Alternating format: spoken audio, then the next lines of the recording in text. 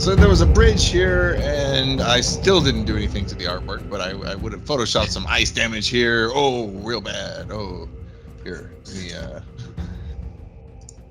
very bad ice damage in this area and this area.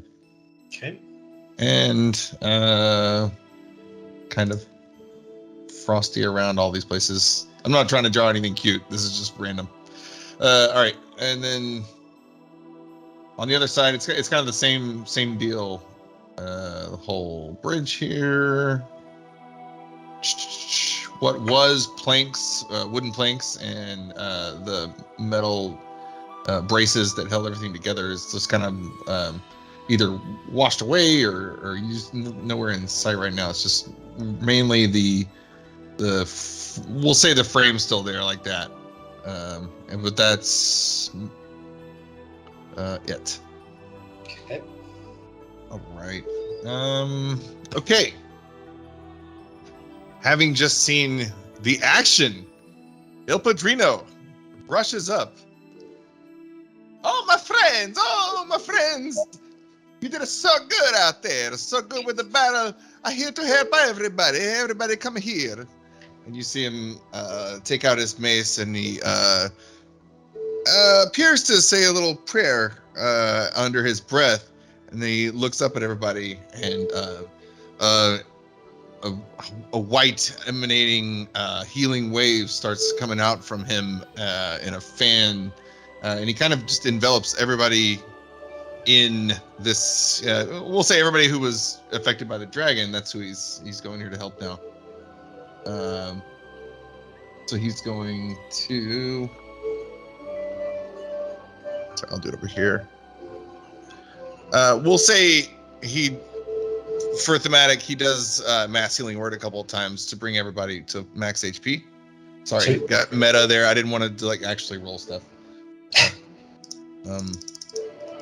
So, and he does it, let's say he does the equivalent of what a normal mage would probably, have to do it in waves. Probably he maybe handle 3 people at a time and then take a breather for a second and then handle, okay, here we go. Like if it was in between battles, the healing part's not strange, but that he just kind of really easily did that much healing this late in the game was.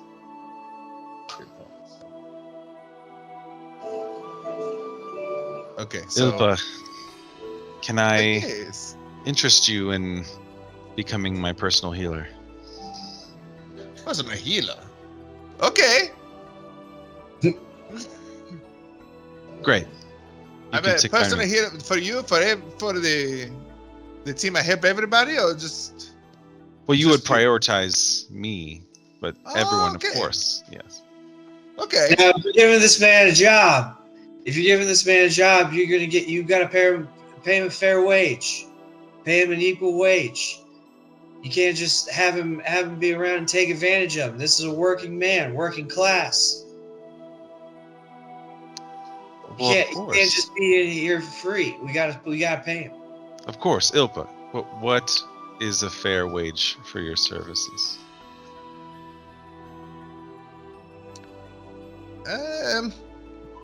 Ilpa would like a travel to Phandalin. And if Ilpa can eat food, Ilpa drink water, that's okay. I find your terms agreeable.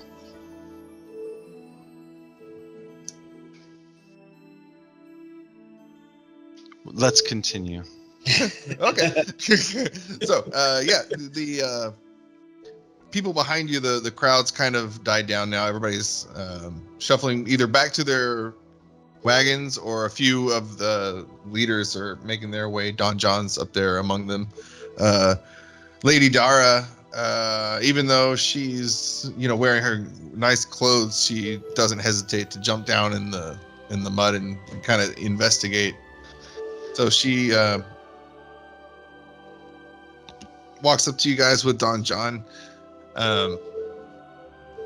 Lady Dara, what do you think we're gonna do about this bridge? I'd say I don't know. We have a lot of strong-looking people around who might be able to, but I'm not sure if we can just construct something out of. I have no idea. Does anyone here?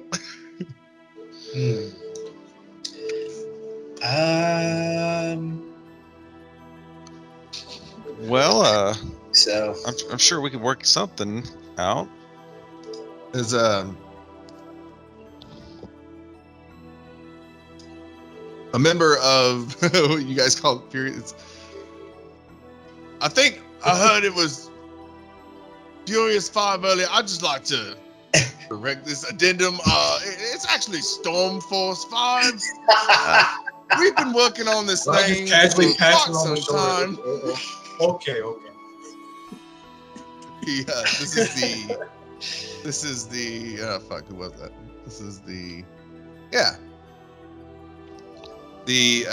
sorceress who had prior cast, I think she cast lightning, I can't remember, the Yuan Ti, yeah, and so she said that, and I can't, sorry, I'm on two different things here.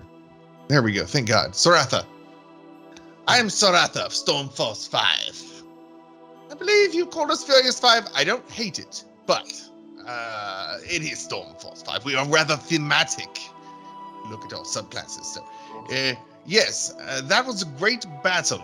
You can see all of you are new to adventuring, but you held your own. Especially Turtle Boy over here. Very nice. You there, the small one with the ram. Very nice indeed. Well, good shots taken by all. Yes, perhaps we may be able to help. We are in possession of certain quests we had just taken down from the message board in town at Phandalin, outside the townmaster's hall. We were on an errand, and when we encountered this bridge, we were actually coming back from one, and but we have these others here. Perhaps I think one of these, and she shuffles through one of her purses, and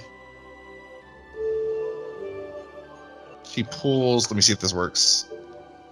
So she hands you a. She has several, so she shuffles a few, takes this one out, and then puts the rest back, and then hands you guys this, and kind of talks about it as you're reading it. There's a loggers camp not far from here. They would have lumber we could use to fix this, but perhaps I don't know which side of the the bridge this is on.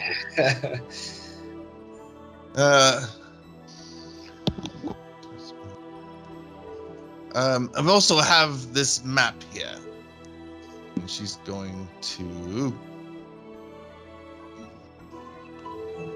Okay, prepare to be taken on a journey. Prepare to be mapped. Prepare to be mapped.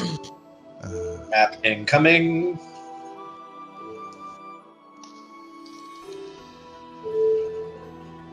Mm-hmm. Any second. No, not that one. I got too many maps. Not the big map. That's too much.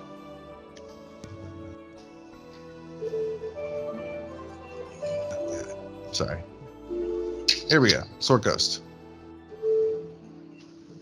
Yay.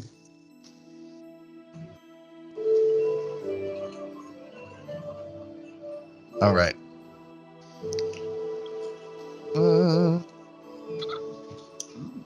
So.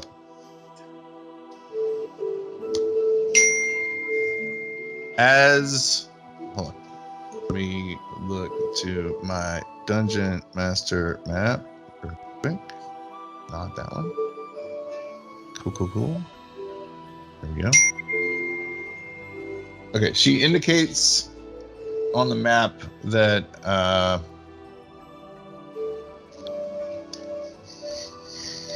the loggers camp would be north of you. You would double back just a bit and head north into Neverwinter Wood, up closer to the bigger river, the one that is used, like in the description of the quest, to ship the logs downriver to Neverwinter.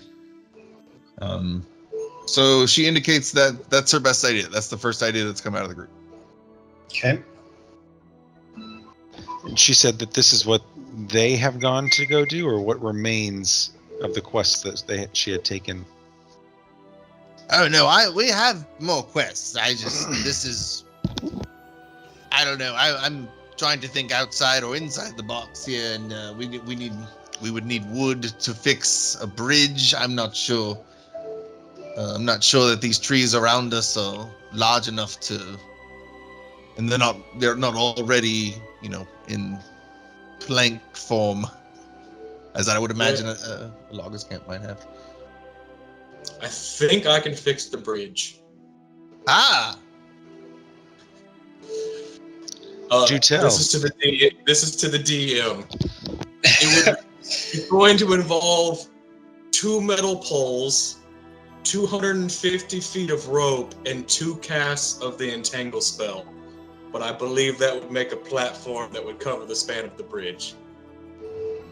Shit. We're gonna slide across on your shell. Just glide across like a little fairy. I'm making him drink. So what are the poles part? What's that? The metal? So I'd be using 4 patches off my cloak to get. So the cloak comes with some standard patches with metal poles and some rope, and then the extra that I can roll for. So I'd be using those, the rope I have on hand, and then 2 casts of the entangle spell to make a passable, natural bridge to get across the overpass. It wouldn't, last very long, but it would get at least our caravan over, I would think. Yeah. Yeah. This and so let's say Gryke was. How would Gryke present this? Pretty much the same way. Gryke presents it with less words. He takes his stick and draws a diagram of like his plan, and kind of a simple diagram of where to place the metal sticks to provide the maximum support for the span, and the rope to twine back and forth, and then the entangle spell to fill in the rest of the gaps. Okay. How far of a span is it? It looks like 40 feet. But that's, I don't know, that's up to 5, 10, 15, 20, 20. 40 feet. Because Entangle does 20 by 20. It's a 20-foot square. So it wouldn't get everything, but it would get, I think, across with the support of the rope and the metal. If no, that's fine. I just thought it was an idea. So yeah, I would say if you're willing to rustle up some commoners, and they're more than willing to help, to add some brush and we could fell a couple trees and maybe split them down the middle. Yeah. And use those as platforms that you can then entangle. Yeah. Yeah, that sounds cool. Okay. Yeah. So cool. And Riordan Yathrana steps forward. He places his bow behind it. It's like, I like your friend, Turtle. I mean, I like your plan, Turtle friend.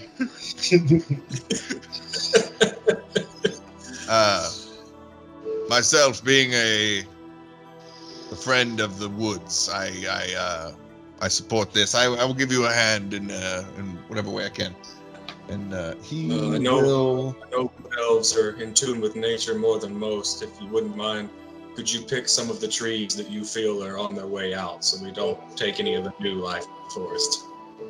Absolutely. I will also try to bring some friends as well. So he's gonna disappear off to the off flank. He's going to look for a tree, and after not long, he's he comes back, and he stops to talk to some. No, he comes back straight to you guys. Very well. I've indicated some trees. I marked them with some red cloth over here. I've also brought some woodland creatures to help us, and you see a dozen beavers just like wobbling up. Yes. Like a little pack of beavers, and they're all very like single file, very organized, and they look and they make their way to the front of the bridge, and they start assessing the situation very matter of factly, and some more serious than others. The Pat, yes, so, cool. So y'all want to get underway? So I imagine. Let me get back on to. I can find. So I will attempt to contribute by grabbing the 2 pieces of rope, or I guess the poles, and I'll cast. I will pull out a spanner and start turning some dials and tightening some bolts on my boots, and they start to some things click and whir in them, and a little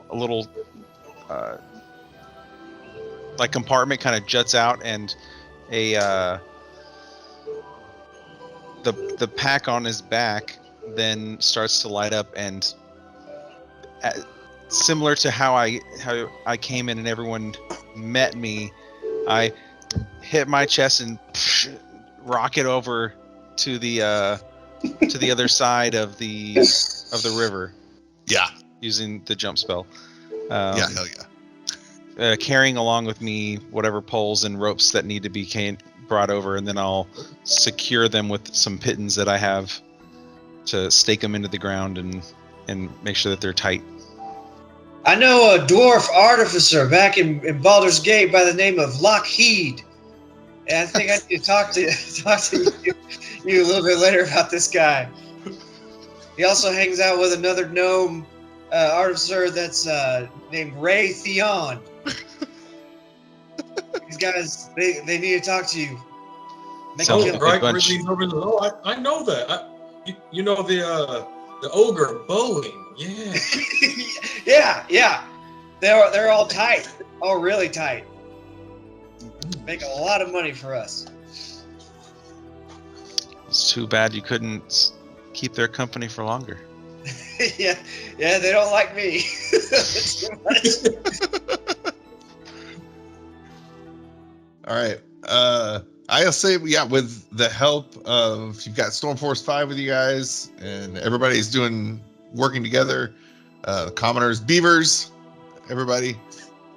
You guys successfully. It was gonna be just a kind of an okay patchwork bridge, but now this is like, oh my god. Also, Weird and Aerthron and all the elves in the group really kind of stepped up during your spells, Gryke, and kind of just gave it like natural elf vibe energy. And well, you would have done a great job at just you, right? Yeah. But with the entanglement, but it now it almost looks sculpted, like it's like very intentional, and as if it was permanent, like it was supposed to be a permanent fixture.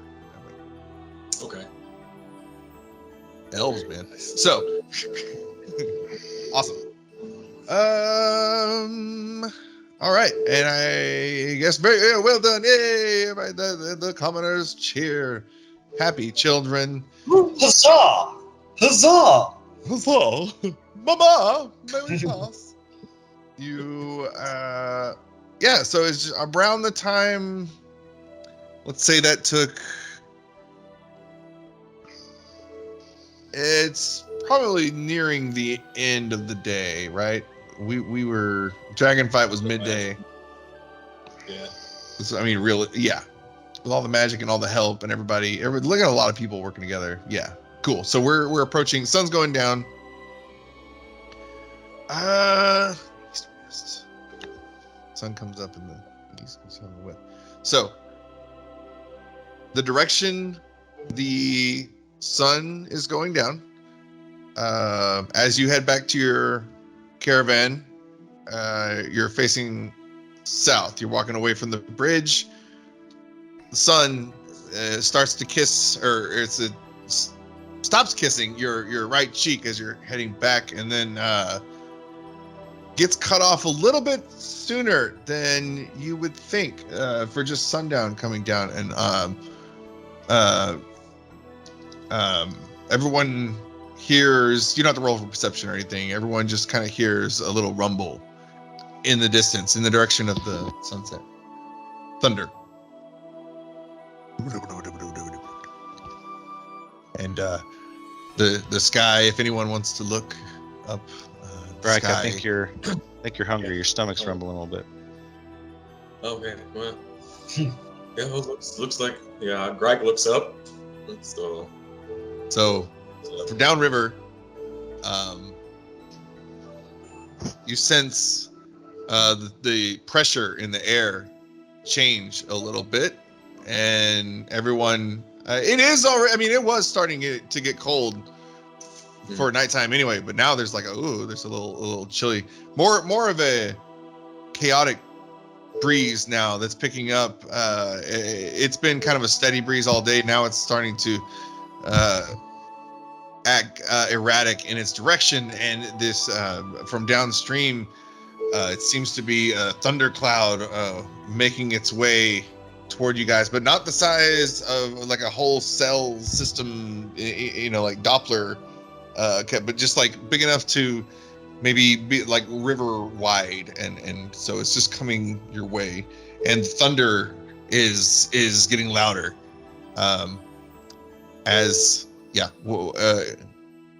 Let's say it's close enough now to everybody here can see it, but it's not overtly danger. What do you guys want to do? So it just looks like a thundercloud coming towards us. Yeah. I mean, and we're already across the bridge, right? No, we went back south. Yeah, you're about to cross. You just fixed the bridge. Now you're like going back to the wagons to get everybody to go. I think we should get everybody across before a storm hits. It's a good idea. How do we get a sense for how quickly it's coming? Not yet. Hey, get on, everybody. Yeah. Get on your wagon. Yeah. Okay. Cool. Right, Yeah, so you start rushing everybody back to the wagons. Yeah, sure. Everybody's ready to get on. We're very close to Phandalin, so maybe if we could just make it across this and find either a place to camp for the night, or just make it on all the way through, since everybody's been kind of on their heels now, waiting for this bridge that could be considered a long rest. In fact, no, you guys were working. So, all right. As you are escorting, how are you guys escorting the people? Are you kind of taking charge in the crossing guard way, and getting kids and putting them in wagons? And I'm driving a wagon. Yep. Because I had one wagon that was mine. Gryke's in the center of the bridge, kind of directing, making sure people don't get too near the edges for sure, and making sure they're all getting across okay. Nice. So Gryke, so you're right in the middle of the bridge. Which way are you facing? Are you facing downriver or upriver? I know you're paying attention to people, but like, I would say he's keeping an eye on the people and the storm is what he's cool. Looking at the wagons, and then he'll look at the river where the storm's coming from. Yeah. So now we're several moves in. This storm is like clearly approaching quickly and seems to be like it have a purpose. Like it's coming up. Also, the weather's starting to change around more dramatically, and the stream direction is changing. The water is now flowing the other way, and this cloud is rolling in. Okay. Real quick. Now we'll say you guys maybe have 30 seconds, but there's still like many wagons that need to. Yeah. Okay, Gryke Gryke shouts at the top of his lungs to clear the bridge. Okay, so stop Yeah. the ones that haven't come yet. Yes. Yeah, just stop and we're clearing the bridge. Okay. So, yes, the women and children. They now everyone's kind of alert to it. You don't have to have special senses for this now. Something's going on. Everybody feels it. The ones who have made it across, they jet that way. The ones who haven't turned back. Gryke, are you standing there in the middle? And where's everybody? I was following up the rear, so I'm still with the folks on the south side of the bridge. So I would imagine Joe Biden is on the other side of the bridge, but at this point, Yeah. because he was driving. Yeah, I wasn't at the head of the column, but I was like 2 or 3 back. So Yeah, Gryke's gonna wait till the last minute, but then if he sees the bridge start having problems, he's gonna start making his way towards the other side because he's seen Mando clear the distance without the bridge, so he's not worried about that. He knows Mando can hold his own and protect people. He wants to make sure Joe Biden has a little bit of backup, so he'll start heading that way. Okay.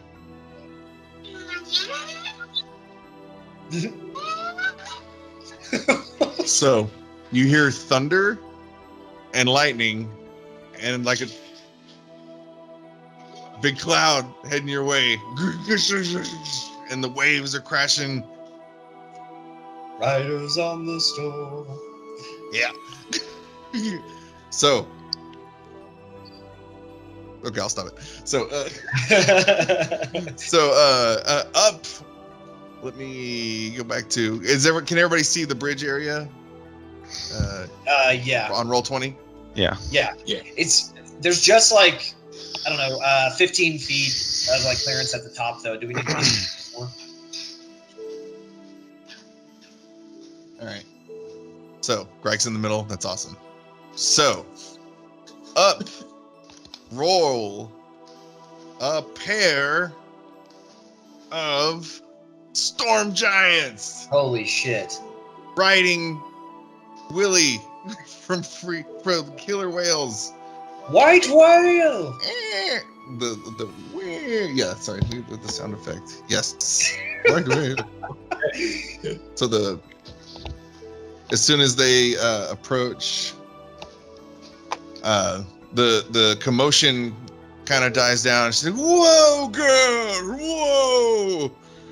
And before you are staggering female storm giants, each well over 25 feet tall and riding enormous, even bigger than normal killer whales, like horses up the river. And here they are. And they see Gryke. They're still looking down. So like Gryke, you're let's maybe I don't know, 10 feet off the river. Okay. So they're 10 feet below you is where they start, but they're looking down on you still from where they are mounted on their killer whales. And Okay. the younger one closer to you leans down and, "Oh, mother, look. This one's green." And she's gonna reach out, kind of like at a petting zoo, and like just hold one finger out to you. "Hello, what's your name?" With just her finger. Yeah, Gryke extends a hand, shakes her finger. Gryke, Gryke. you're dashing for a big woman. Oh, sorry. What? You're what? Gryke definitely says you're dashing for a big woman. Oh, You love them dashing. big. Yes. Oh, thank you. Oh, mother. Says, "Well, she's my daughter. Pleasure to meet you. I'm Princess Serissa," she says. "This is my mother, Queen Neri." Oh, nice to meet you. Gryke does not bow. Oh, that's they're going to park. I don't know a better word. They're killer whales on the side All right. here. Is there like a And, big tidal wave that the whales are inside of that they're like riding on? Because you said water was being pulled toward them, right? Yeah. So so let me clarify. When like they, a cumulus pool or something. it was more. They were they came in riding their own wave, kind of, but it never was destructive, I guess, and it was only as big as where they are now. So like let's say the actual water is a bit bigger than the graphic here, and that they can comfortably fit in this river where they are. They would also be stacked, so I mean I have that excuse. They would also be like, whatever, One on top of the other. right. But anyway, so the wave, it did not cause any damage. Okay. Your structure is very sound. It wouldn't have even, so you're good. Yeah. So, well, we came looking for someone we had sent. His name's Nemir. Was it a white dragon by chance? Oh, heavens, Mando no. calls out from down below, starts walking up. Yeah. Oh, yeah, you're flying. Oh, Oh, no, heavens, I'm walking. no. Not flying. You said a dragon. Yeah, we just fought a white dragon, destroyed this bridge. This bridge looks very well made. Well, after we finished repairing it. Oh, you're wonderful bridge makers.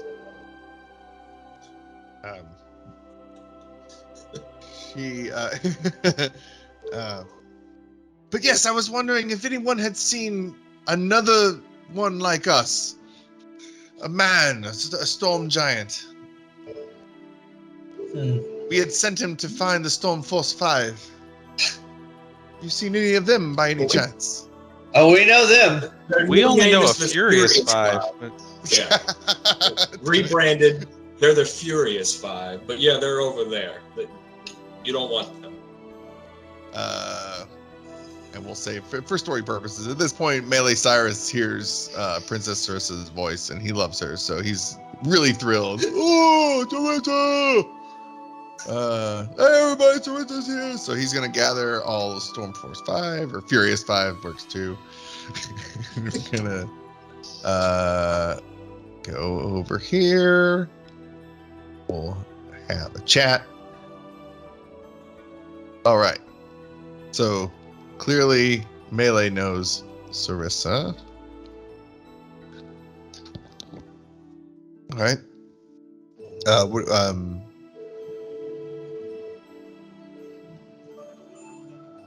What are you guys doing? You guys, so the Storm Force 5 ran up to there, and let's say Serissa and Melee are having a moment, and the others are huddled around, and they kind of break away immediately and start having a little powwow over here in secret. Can I stealth over and try to eavesdrop? Yes.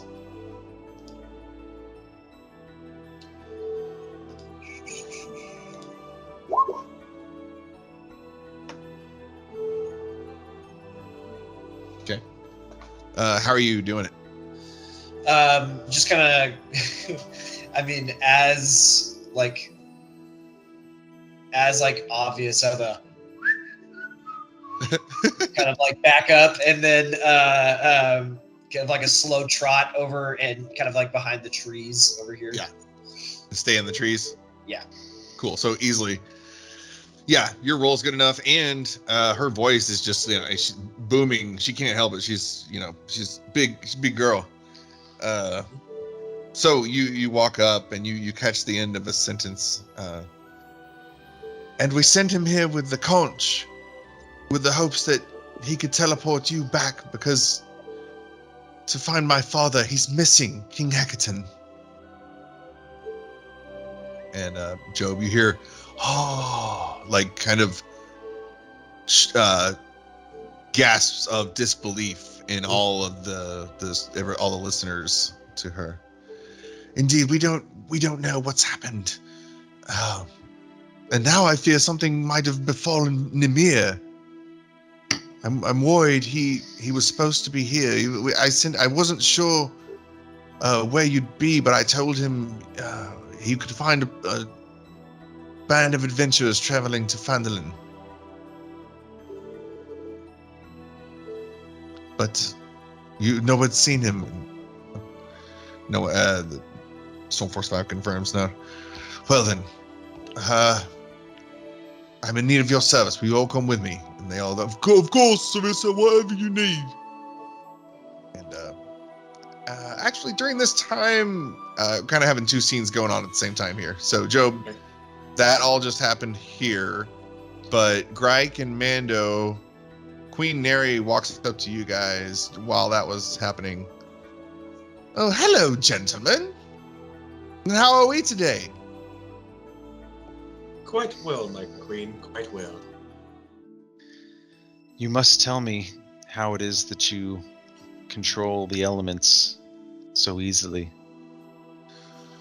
Oh, well, it is the way, isn't it? We giants, we have a special connection to nature. We've been around almost as long as the dragons. Particularly, we storm giants. We have the ability to command the elements, it seems, more so than the lower giants of the Ordning. The Ordning? What do you mean lower? I thought all giants were large. Oh, no. I mean, we all are, yes, but... Well, let's say there's giants and then there's giants, you see. Of course, I put less stock in such pedigree, but there is such an order that befalls all giants. At our father, the god Anam, had children, and each of his children, we all stem from, we are all godborn, essentially, but storm giants being at the top of this ordering, we hail as the leaders. Not since the days of Astoria, the giant kingdom, have we had a formal overarching monarchy. But individually within our sex, yes, I am Queen Neri, my husband King Hecaton, storm giant who has gone missing. That's why we're here. Of course, below storm giants, you have cloud giants. And then below them, of course, you have fire and ice giants, fire and frost giants, neck and neck. The fire giants are very ingenuitive.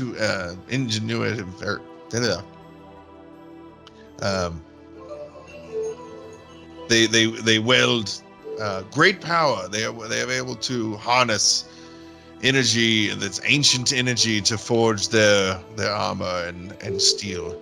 And then you have the stone giants, live underground. They consider all the small folk a pestilence upon the earth, but not us. I've taught my daughter that the small folk enrich life.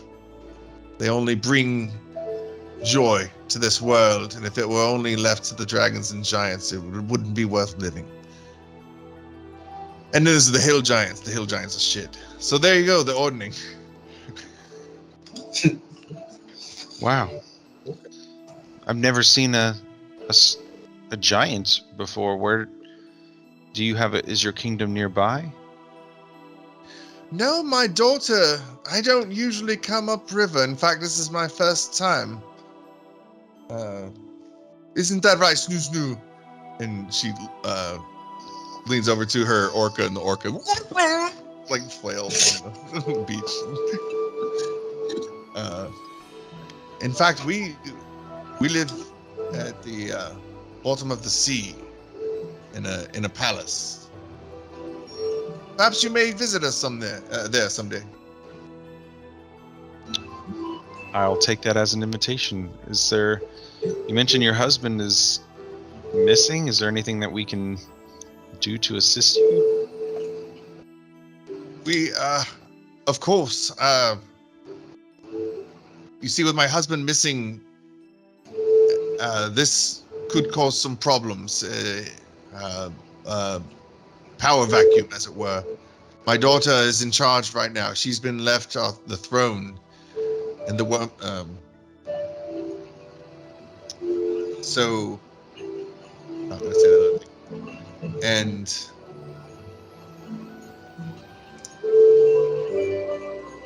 sorry. I forgot what I was gonna say. Sorry. I stopped myself from saying an important thing, and then I forgot how I was gonna fix it. So she. How can we help? Yes, how can you help? Well, we haven't much information at all. All that was left in his he left without a trace. He left his the throne which he commands, and then the scepter, his scepter, which my daughter now controls. It's a coronal scepter. It enables Wormskull throne to it enables us to command the other the giants, to keep them in line. But we must find him. I'm not sure how you can help. We don't have a clue yet, but perhaps my daughter could help. And it's at this time, Jobe, the conversation is just wrapped up, and Stormforce 5 has agreed to help Neri. So they are going to pretty much drop what they were doing. Real quick, let me look at some. So they're going to deal with a guy named King Hannafin? Hecaton. Let me type it in the. Yeah, there's another guy named Nadir. Yes, the man we're looking for, Nimir. We sent him here with a conch. He's putting everything in there. Teleportation conch. We were hoping that Nimir would catch Stormforce 5 en route to Phandalin and then be able to transport them back so that they could begin our search. But we'd given up hope, so we came to look for them. But thank goodness we found them. Now we can get back to the investigation. Maybe we can help find Nimir for you. Soratha. She the same sorceress earlier who pulled out the card, the quest card. She interrupts. Now hold on. Now hold on. You are not ready for what lies here, but this town that we are headed to, they have many problems. They are plagued with issues that we were supposed to take care of. Will you please wrap up our unfinished business while we look to this? And so she takes out the rest of the quest cards and not sure the best anyway, and as she's saying this, so let's see. Soratha she'll walk up to Mando. So she hands these out. Do you accept them? Yeah, I take them. There are, okay, I'll say there are 2 more. So now you have 3 total, and there's also 1 more bit of business we were supposed to wrap up that needs to be taken care of. And it's all yours. This one didn't cause any problems. It was going to be easy. But if you find yourself in need of coin, apparently, as the Tribal Trail runs east, it passes through the ruins of Conneberry, a town sacked by barbarians years ago. There's a ruined temple south of Conneberry where it's said the locals hid their gold. We were going to head there as soon as we'd wrapped up a couple of these orc infestations, see what this gold is about. But that was our plan. It's small potatoes now. Well, we were going to make coin. We were here on vacation. This was our holiday. But Stormforce 5, eh? Stormforce 5! Okay. So they're going to. Princess Serissa walks over, and with Queen Neri. Mother, are you ready to go? And Neri's kind of like, yes. I was just having a chat with these small folk. And before she leaves, I'm gonna reach into my pack and pull out another small disc. Kind of turn some dials on it. Put my hands over it. It starts to glow again, and I'm gonna create the likeness of our group. Nice. Similar to how the Stormforce 5 has their like thing. I'm gonna create the likeness of our group and hand it to the Queen and say, "Don't forget our faces. I'm sure we'll meet again." Oh, thank you. Thank you. I'm sure we will. You lot be careful. Yes. Serissa, you ready? Oh, we're away. So they kind of divvy up on the killer whales, the little people. And they all peacefully get out of there on their whales and stuff. So, can I do this? Can I make them all go to... Nice. Oh. Onto deleted land. I'm still deleted land. GM layer. Cool. And with not quite as much shock now that you know what's going on, but again, as they start to move, the thundercloud kind of develops over the giants as now they're flowing with the river downstream, and little cracks, pops of lightning coming down, and it just kind of makes its way off into the distance, and then there it goes. Everything's back to normal, but it is dark now, and you're with the people. So, are we directing everybody? We trudging forward? Finish them getting across the bridge at least. Yeah.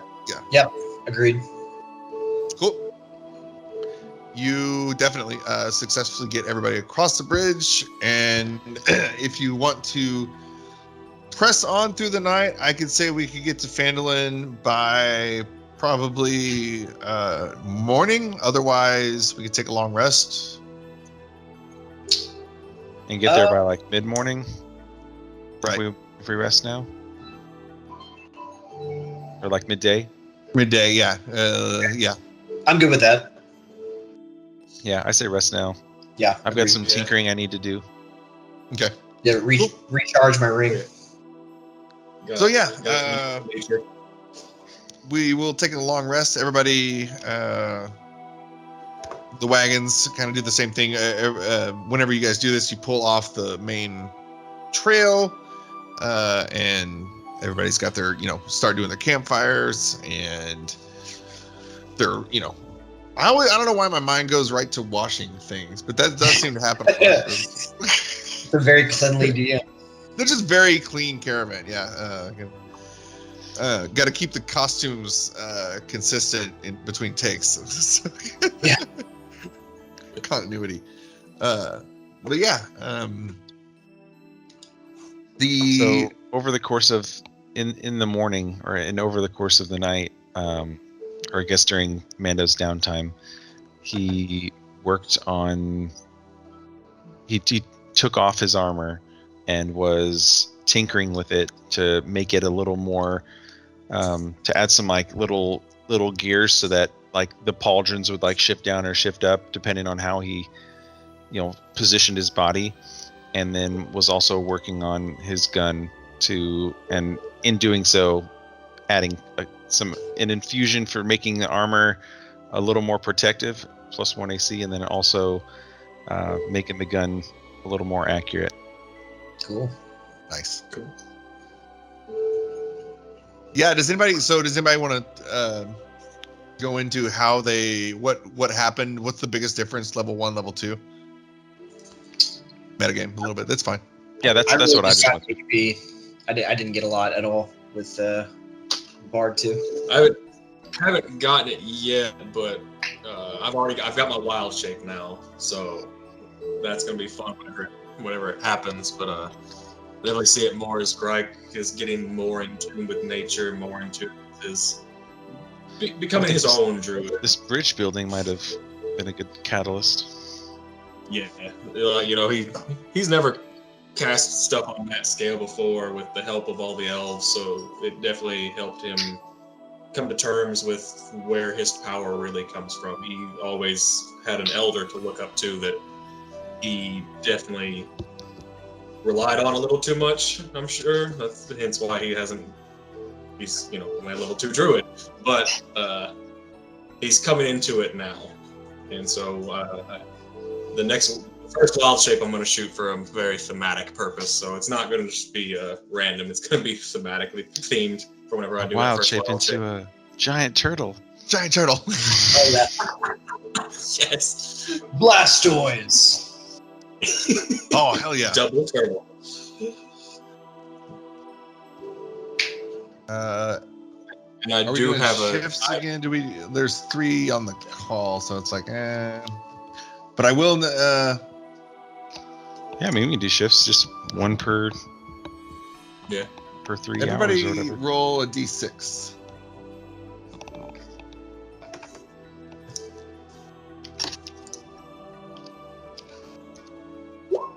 Ooh.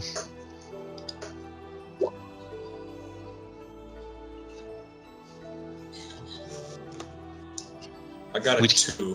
We cancel each other out, Christian. Yeah, that works. Oh, I didn't roll it over. I didn't populate it over for some reason. I got a 2. You get a 2? Okay. Yeah, I got a 2.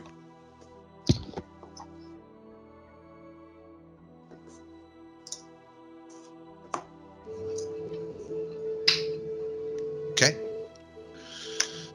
All right.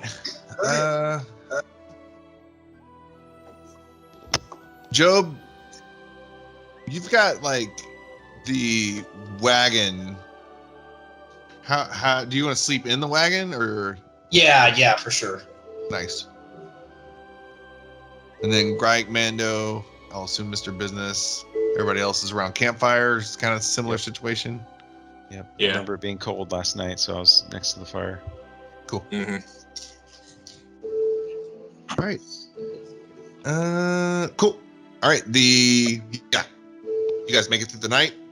Uneventful. No owls. No twigs snapping. No, nothing yet. Oh wait, yeah, no. And so you wake up, and this time,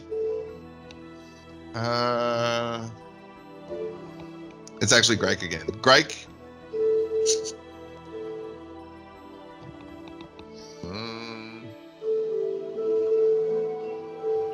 Gryke, you wake up, and again you feel okay, but this time, here we go. Okay, this time.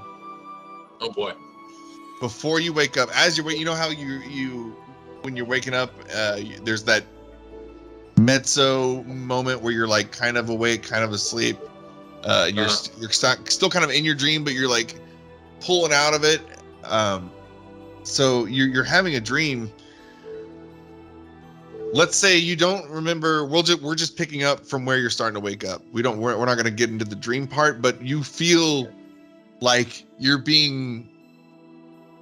And if it's a good dream, you feel like your emotions are pulling you back into the dream, like in a good way, right? It's like, oh man, let me stay in bed, mom. This is awesome. Like, I want to keep flying. I'm having a flying dream. I want to keep, this was not that. You wake up with almost like tinnitus. It's a ringing in your ears, a sharp pain in your like third eye area, and Okay. You get the feeling that you were just coming out of a dream where you were being pulled against your will by like many arms pulling at you from every angle. You can't see the source, and it's you're being pulled underwater. It seems like almost waterboarded. Like you're at the surface, and you're just being played with, and you can't quite catch your breath. I know you can breathe you can hold your breath for a long time, but like this is like you wake up a little shook, and let's say you not super dramatic, but just a little bit of and it tastes almost like seawater comes out. And then you have taken 3 psychic damage. 3 damage. Ooh. I feel like Gryke definitely spits the seawater out, and or whatever. Does it look like seawater that he spits out, or is it just vomit? Well, the taste. Okay. You would know from the it's just like very briny, very kelpy, sandy, almost very gritty. Salt water, ocean water. Okay. Would have anybody have noticed Gryke throw up some seawater from waking up? Nope. Mando, you wanna? I did not notice. Were you staring at the turtle as it was waking? Nope. I was probably asleep or fiddling with my stuff. Gryke, we'll say that this is one of those almost like a night terror where it prevents you from moving a whole lot, and you're kind of stuck there. And as you wake up, the feeling you had in the dream where you're being held at the surface of the water and like teetered back and forth, you're still, for a half second, you're experiencing that in real life, and you can't move your limbs. And that's when you feel the water in your mouth. And then all of a sudden you have complete control again. You sit up, water comes out, but you complete control now.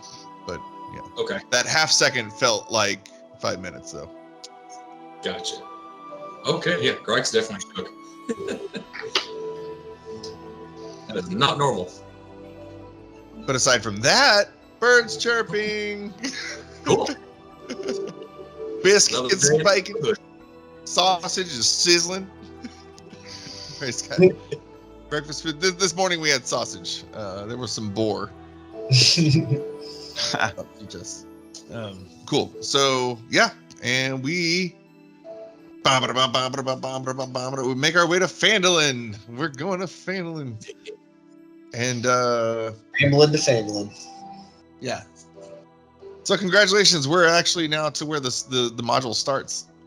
Nice. So. Cool. We did it, guys. Quest over. Campaign over. We won! Yeah! Let's leave. You know what?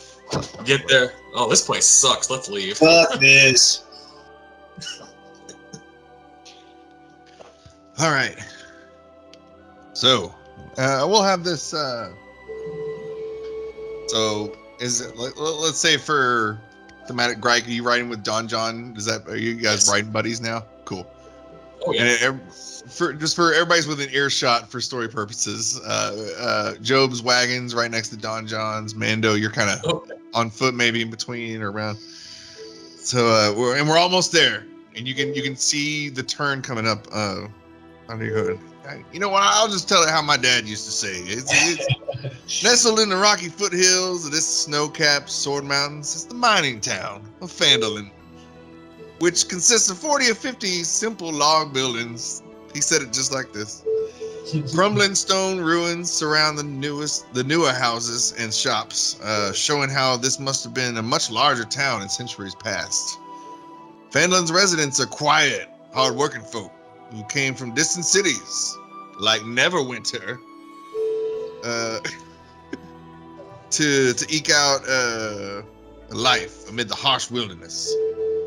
And like you've met on our journey, we've got all kinds of folks here. Lady Dara's an educator. I work the land. I'm a farmer. I pick up some odd jobs every now and then.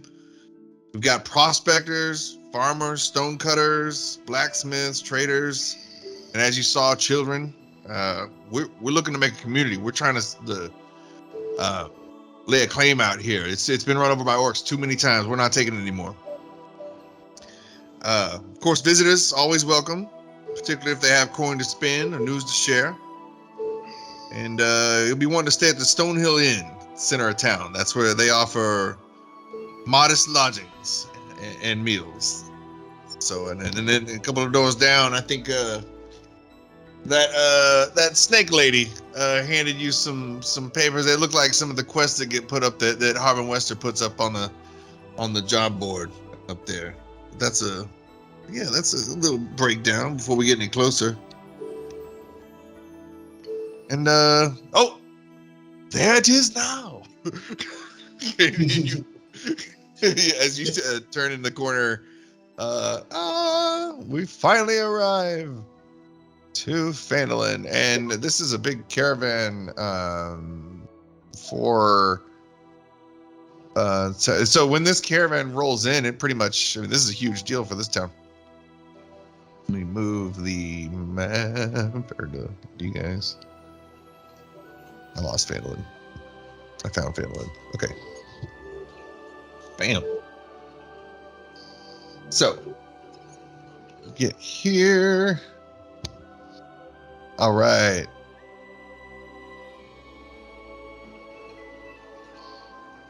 Your caravan comes in from the north of town, from the tribal trail, and as your party, there were people who continued on, so to Tribor, and so let's say maybe half of that conjoined party continued to Tribor, and the other half is now here. Wagons. At one point, everybody traveled as a group, obviously for safety. Now that we're in town, everybody kind of starts to break off and do what they were going to do. You see some of the folks that were clearly farmers kind of circumvent the main rowdy part of town and head straight toward what looks to be a homestead.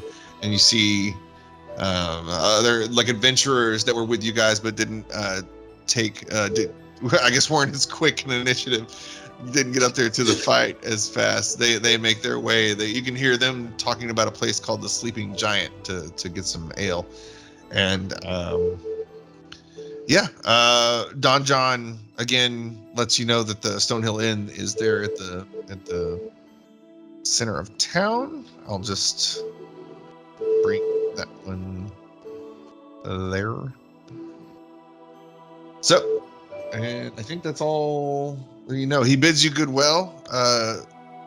Gentlemen, it's been a pleasure. Thank you so much. It was good to meet you. Hope we meet again.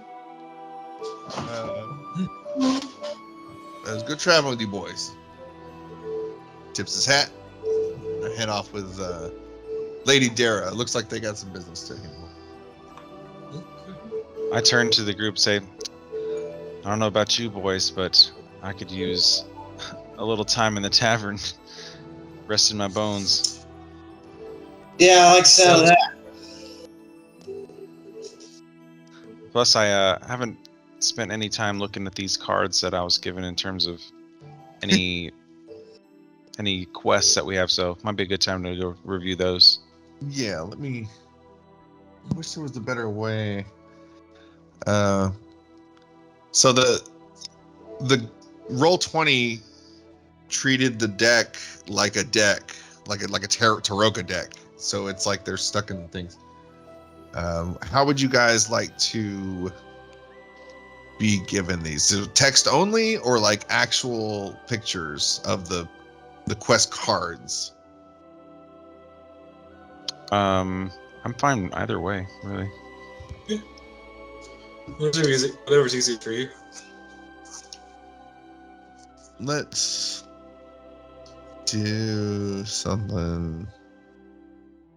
I'm gonna have a quest page. Quest page.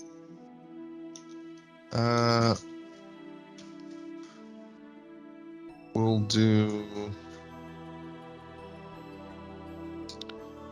right, so he handed you at first the loggers camp quest, and the next two he handed you were Umbrage Hill. I had notes for this. Umbrage Hill, Butterschool Ranch.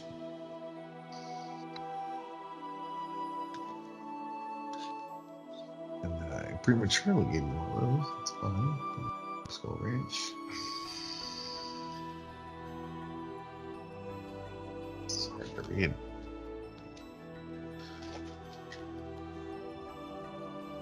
Okay. Pull you guys to the quest page.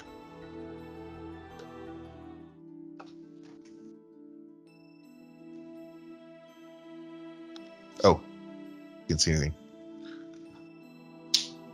Duh.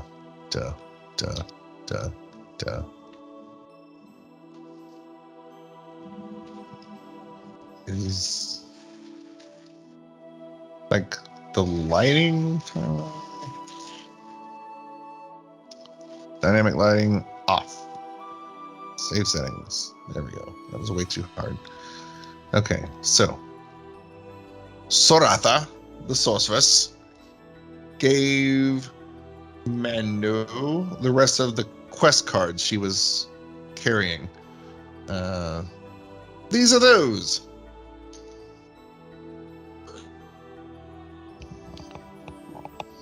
And she also mentioned a rumor she had heard, and I can recount that. I will paste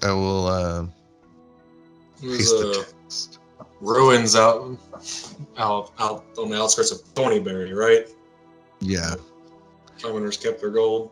I got you. Look at him. After reading through these, I make the suggestion that this Butterskull Ranch quest might be something that'll be a good first start, both because it has orcs and because it has a pretty decent pay. Gryke definitely agrees. Gryke, at the word orcs, Gryke gets visibly. I would say for the first time you see Gryke experience something akin to anger with orcs, but yeah, Gryke. It's 100% in to go help out and deal with. And Hell yeah. Is Coneyberry the same place that was like a ruin of that had been sacked by barbarians? Where there's a cache of gold just south of it? Coneyberry, a town sacked by barbarians years ago.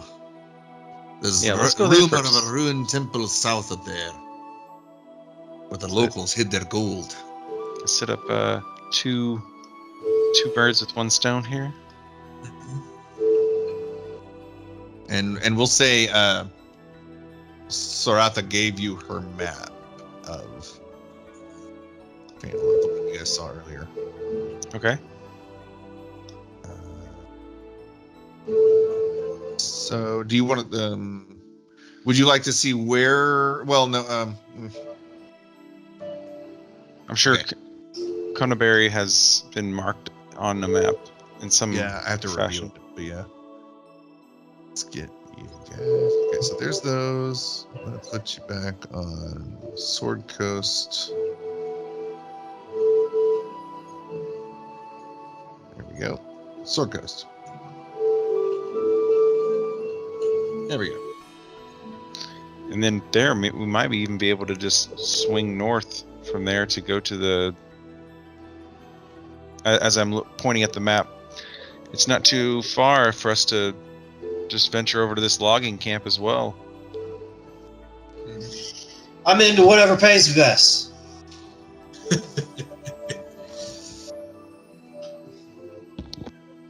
Oh! Need to retcon. So the Stormforce 5 left that cart with you. They had that cart. From the loggers camp. They Phandalin delivers fresh supplies to the camp, which, as you remember, the Stormforce 5 had with them. And Okay. and they Was not destroyed. Here, do all these things we were supposed to do. Okay. So we can just go collect on that, or we need to go deliver that to this this logging camp. Right. Yes, you have the supplies, which are the supplies for the loggers. Yeah. So it's more of a escort quest up there with the cart. Yes. Yeah, pretty standard. It's just that because of the dangerous climate with the current situation, that's why it requires security. Okay.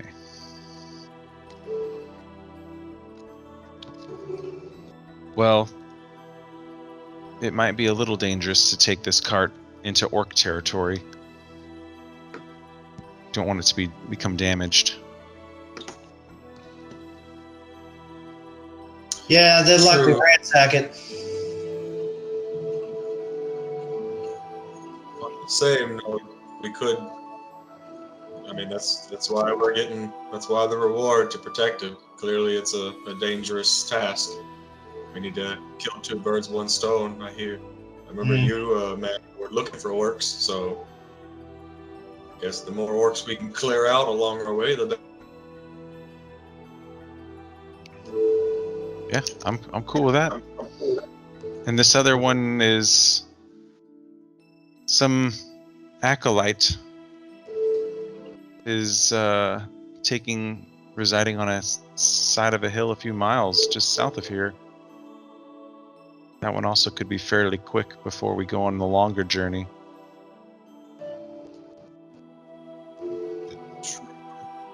So Umbrage Hill is a very quick. That's like. Let me look. Very close. Umbrage Hill is the closest non-Phandalin west.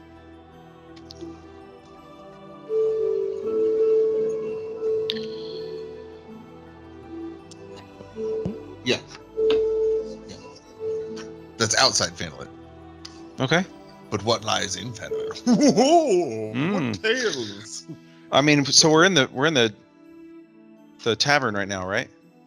The thundering. I envisioned you guys at the opening of the town, and you're just kind of looking at a map, and you already had the cards, so I saw the rest of the caravan kind of falling in, passing you as you buy, and you guys are kind of looking at the quest cards, talking about what to do with the quests, looking at the map. Would you like to go to the tavern? Oh yeah, that's what I was. That's where I thought we were having these conversations with. Yeah. In the Majority of the tavern, conversation having a drink and looking over these quests. Yeah, so you maps walk in. sprawled out on the table while trying to plan out our route. For sure, and you'll be happy to know there's nobody like with great interest looking in your shoulder. It's not like the Old West movies where like walk in, you're like, whoa, who's this stranger? Like everybody's busy, everybody's got their own thing going on. And in fact, a lot of people are strangers to each other. This is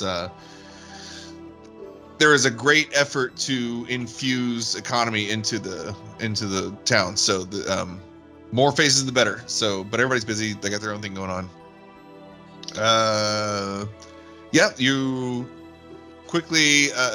Are you sitting at a? So there's a couple of options. They've got some high tops where you could like stool situations or high tables. There's booths, and then there's like picnic long table situations where you might end up sitting next to somebody you're not sure.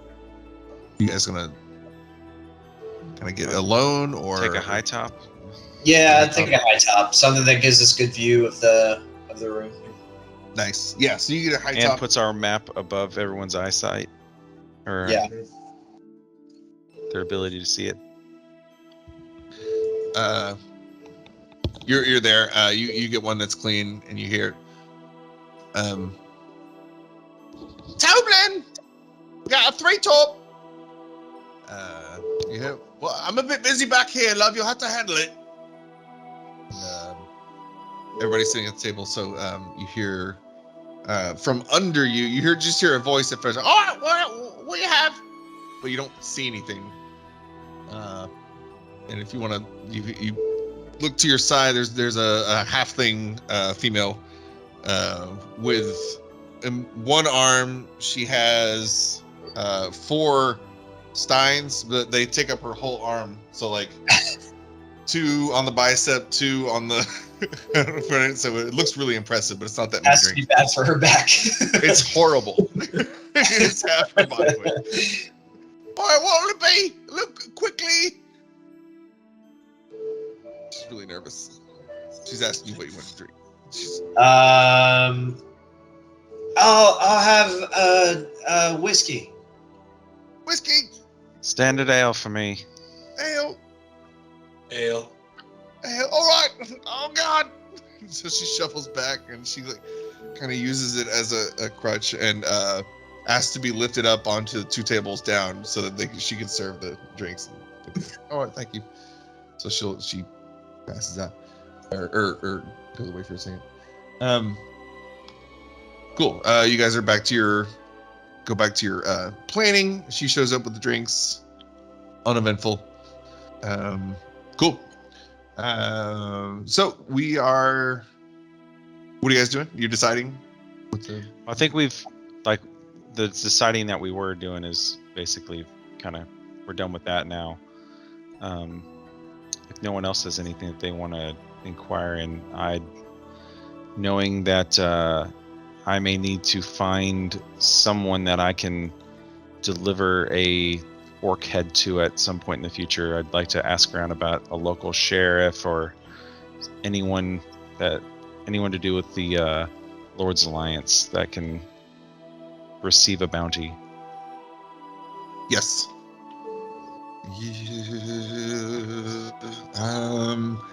If you were to ask casually, maybe the waitress, she would direct you to Toblin Stonehill, the innkeeper / bartender right now, and he's quite busy at the bar. But you're welcome to inquire. Yeah, I'll make sure no one else in the group needs me for anything, and then I'll saunter over there. Okay.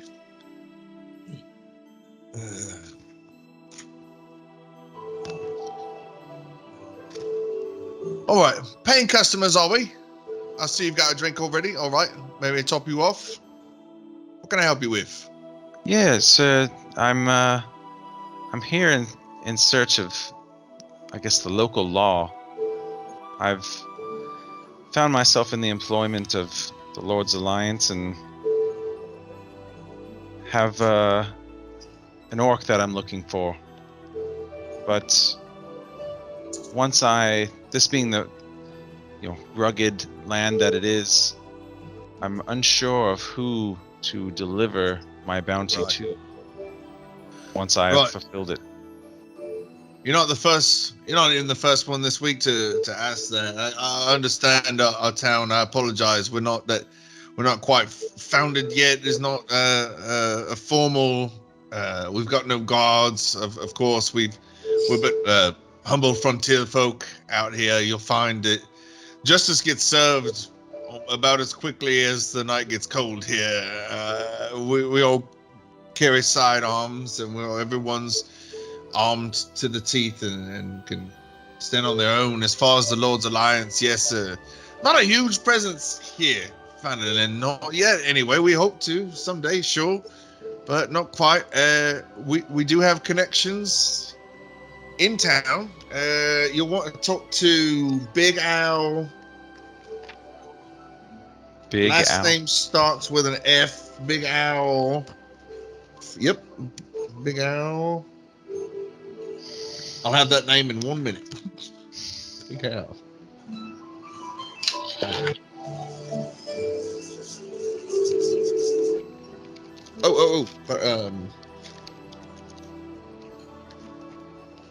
Get it. Big Al Calazon. Big Al Calazon. He was I think he was some kind of law enforcement. I know he comes from Tribal, I think it were, but he would definitely have connections. I think at least to know where to point you to for Lord's Alliance and such.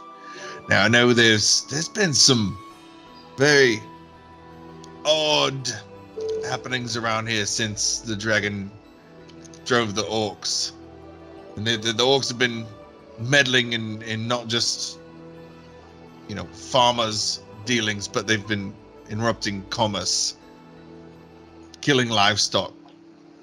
We've heard of even somebody losing their boy. We're not sure yet. Haven't found a body. Are there any other existing bounties for these orcs? I don't know about bounties, but we all want them dead for sure. We would like to join you in killing them if it were to befall us. We will defend our town, of course.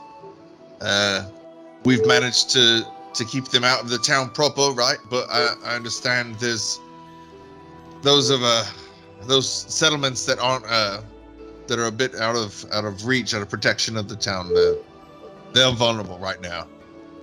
So it looks like you adventurers and some other these folks around here maybe looking to make some coin security hired hands.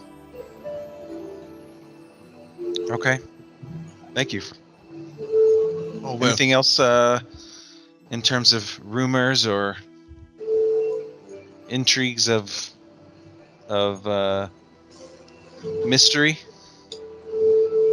Well, first of all, you'll be needing a night room for the night. You guys situate with your lodgings? You got it all figured? No, actually. We're hoping to get drunk enough to just pass out on your floor, but if you have a room, I'll take that too.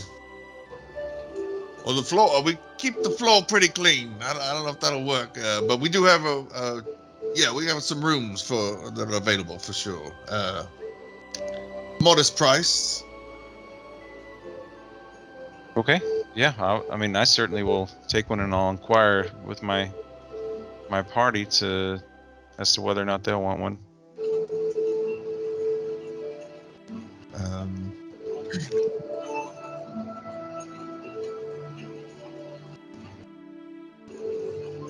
$5 silver a night. Sorry, I had to look that up. It keeps changing. Inflation. Yeah, I know a thing or two about that. All right. And with that, I'll order 2 rounds of what everyone has currently ordered, and bring it back. The whole Yeah. place? Oh no. 2 rounds of what my group has Okay, ordered. right. All right. and slap down whatever gold that costs. Yeah, not much. I don't think exact. Not gold though. Honestly, but just the pricing sheet. Whatever. Yeah. We'll call it an even gold between the room and the drinks, because that room was 5 silver. Okay. And so yeah, I'll call it an even gold and say thanks for the information. No problem. Well, in that rumor you were talking about, yeah.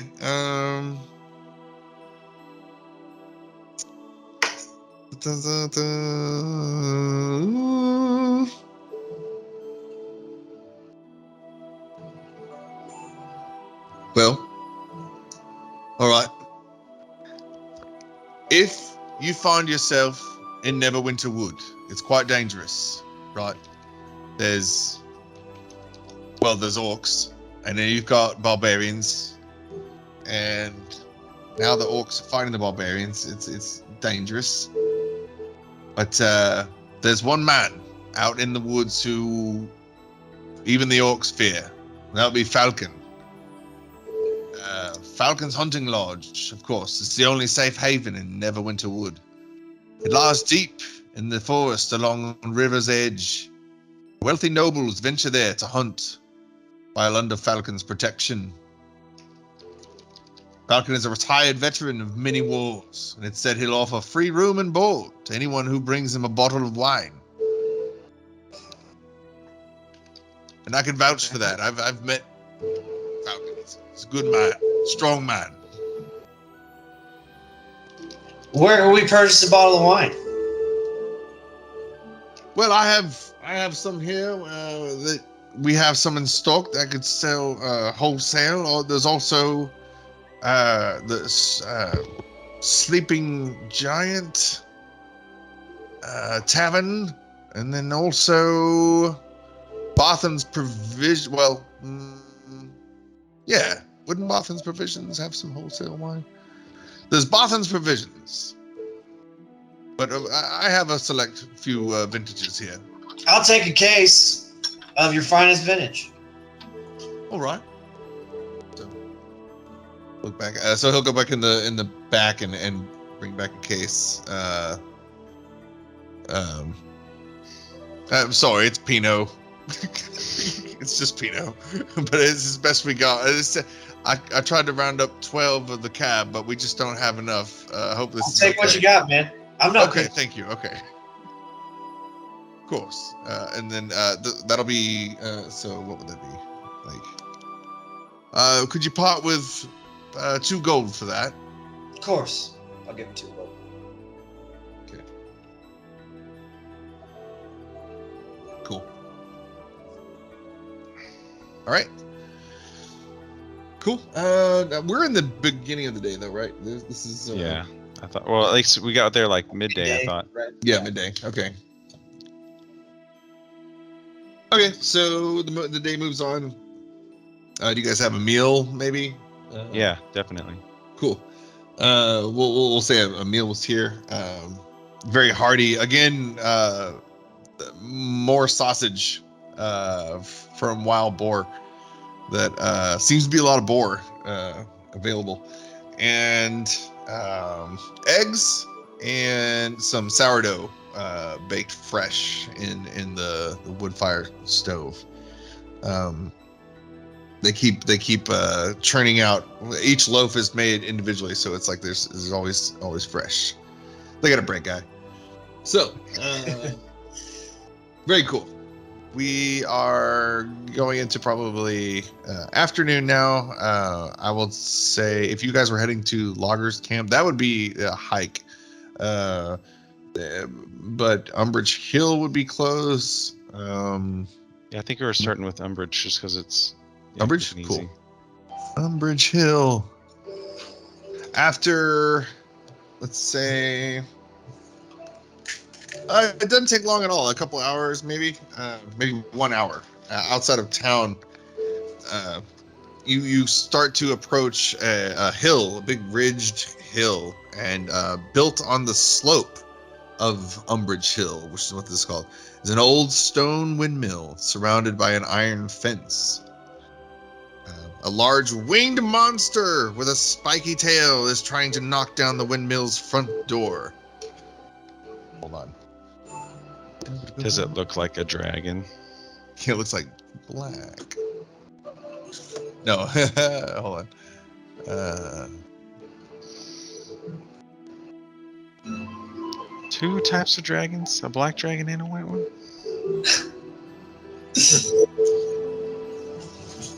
So Gryke, I have Gryke on the thing, but why are you on the GM level? Bring you to the token layer, and That's pretty Mando. good. Bring you to the token layer, and Joe Biden. Bring you to the token layer, and then go to the objects and token layer. On. Save settings. Dynamic lighting on.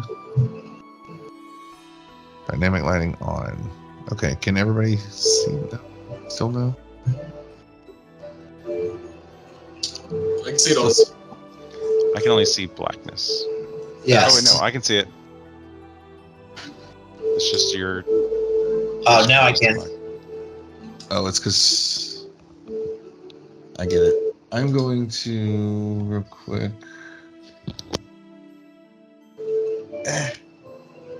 No. Okay, me.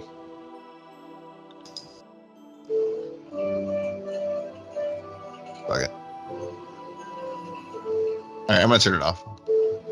I'm gonna make a note of this, and I will fix this in the.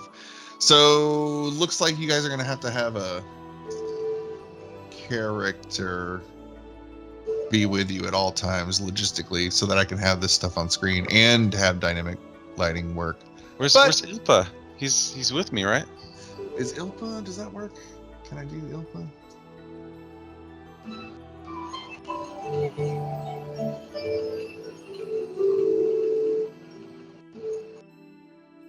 Ilpa. I mean, that works. Let's see if this works on.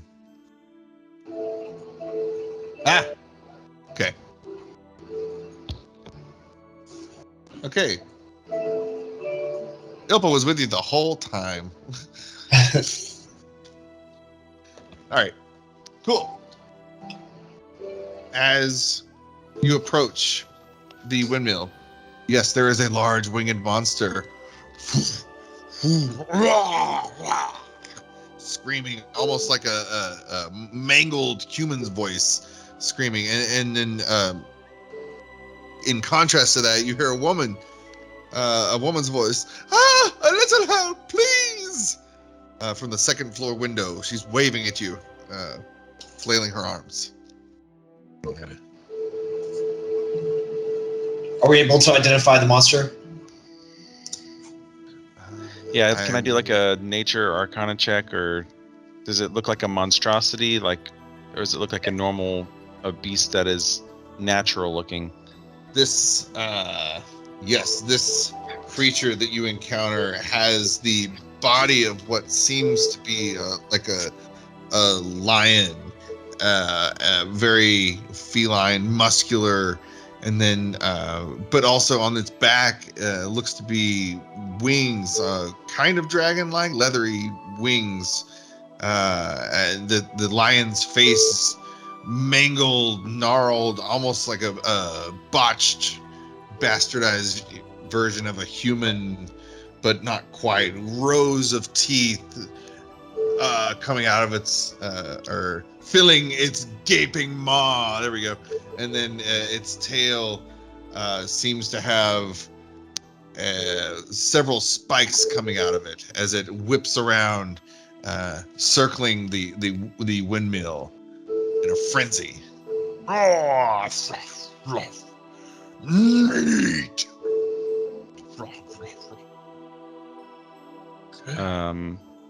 I say, oh shit, and I quickly turn over to Gryke, or I quickly start I start pulling out my pack and kind of fumbling through it.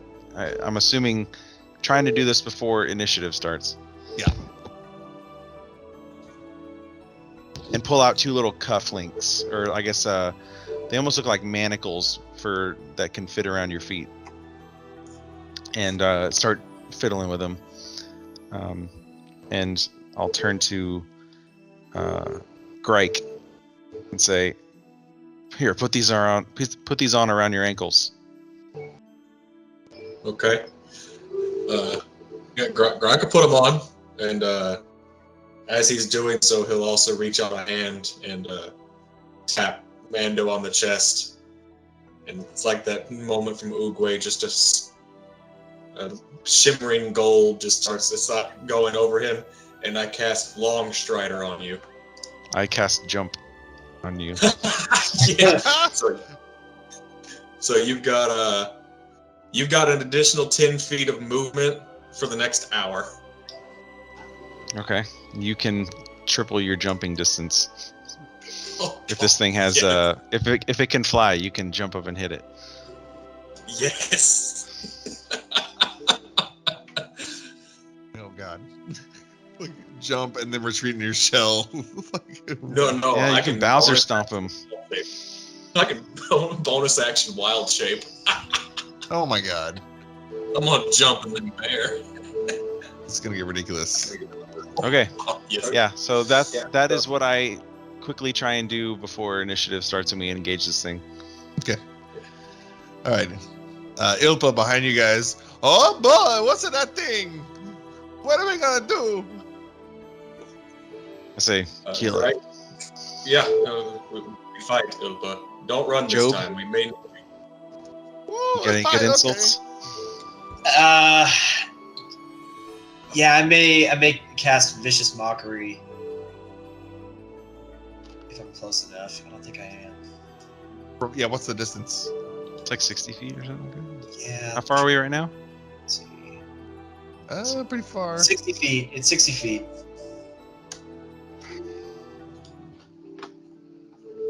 Yeah, not quite. Yeah. Where is this thing in? I don't see its. Is it on the other side of the building? Right now, yes. Oh, so we don't even see it yet. It's circling. Oh, okay. So you saw it, but right now at this moment, it's behind. Okay, well, there's not a whole lot of cover here. Are the lines to represent changes in elevation? Yeah. Yeah, you're completely. Yeah, there's no trees. Oh, okay. Alright. Well, yeah, let's spread out so it can't attack us all at once. Yep. The same thing. I start circling around to the left. Yeah, like right. Nice.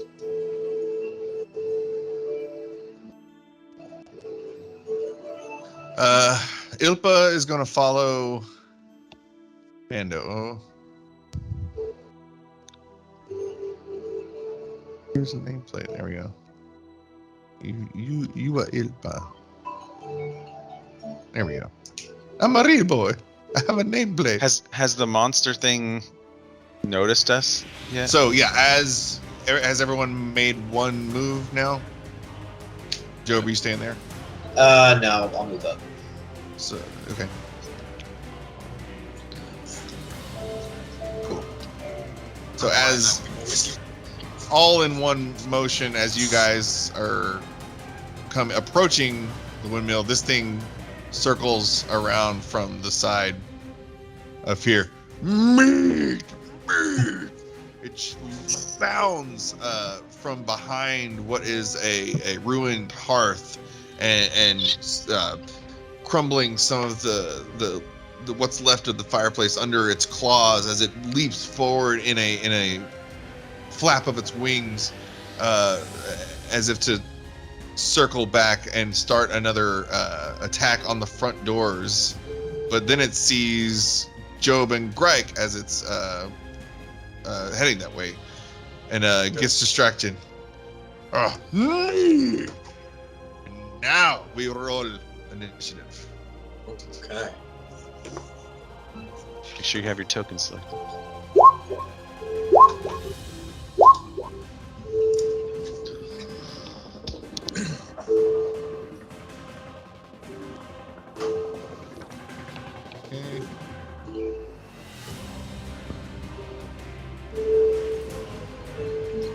All right, we've got Gryke, Monster, Jobe, and Ilpa are sharing initiative, and I'm gonna try to do a cool thing.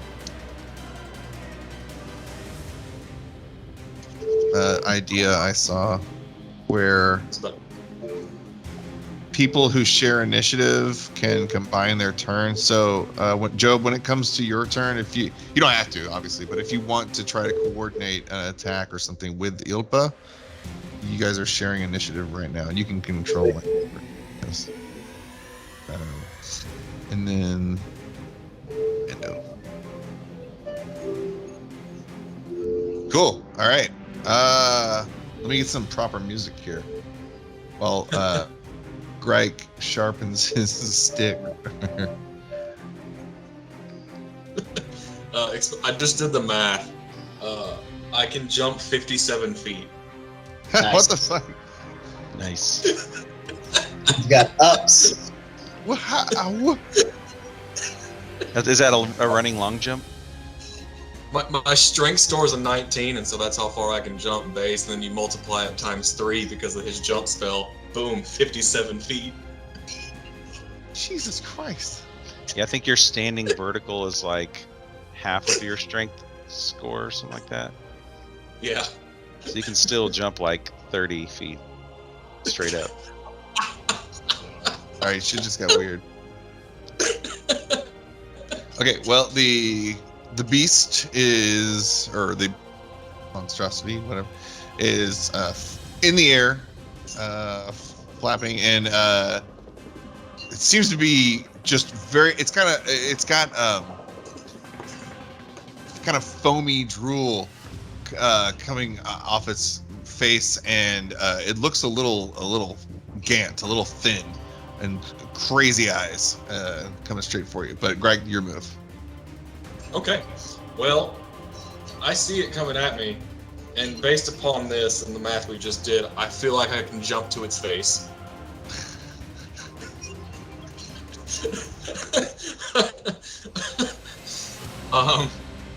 So yeah. I mean, probably, yeah. Gryke is going to leap and just straight jump. He feels the power welling from the couplings that Mando gives him, and just from just a perfectly serene standing position, just all of a sudden just yeets himself forward.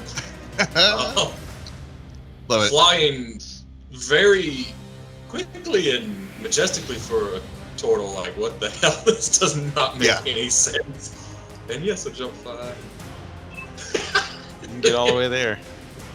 We're gonna go all the way up there. If you get like a 10-foot running start, you can jump the full 60 feet or whatever it is. And So he's in the air. Were you jumping like at him to try to knock him down?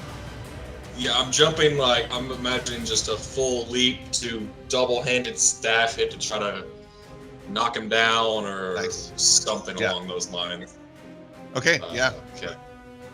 So, okay. And I'm using my Sky Blinder staff now because that's a thing I have.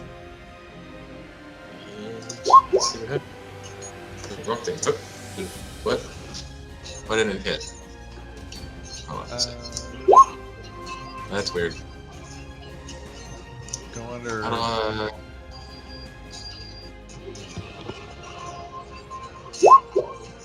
It is not letting me attack with it. Huh. Let me see. Gryke. Skyblinder staff. So hit +7 next to it. It did, and it's throwing that to it for some reason. Oh, what the fuck? Unless I'm doing wrong. That's weird. Well, let me try. It's gonna do something. What the fuck? For my weapons in D&D Beyond, I just went ahead and made the macro in Roll20 so that I didn't have to translate them. Yeah, sorry, Gryke, just do a random D20 and then add 7. We'll do it old school. Right. So how do I roll that in the /R space D20 +7? Oh, there you go.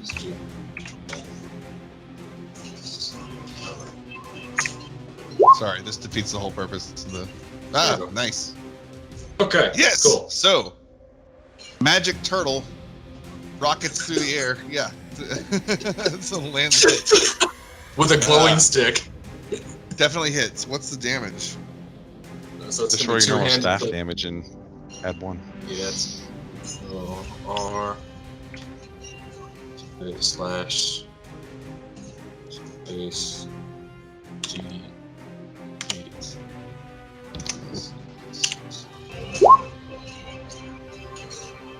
Oh, did that not do it right? Yes, /R. /R space. Okay. 7 damage. Oh, damn. Oh well. 7. Cool. So yeah, the monster very taken aback because he was like more of viewing you as prey and kind of assessing which of you he's about to go after. But before he can even make a move, boom! Turtle in the face out of nowhere and whacks him in the head and disorients him for just a split second. But he's still flapping in the air. And Gryke, I assume you fall straight down This thing's a large creature, yes? Yes. I've attacked. I'll wait. Yeah, I'll just fall down. Yeah, that's fine. Okay. How far does he fall? How 10. high up in the air was this 10 thing? feet. So Just like a d6 of bludgeoning. 1d6 of bludgeoning. Do you roll that? You want to roll that, Gryke, or I roll that? I think you roll that. Alright, let's see.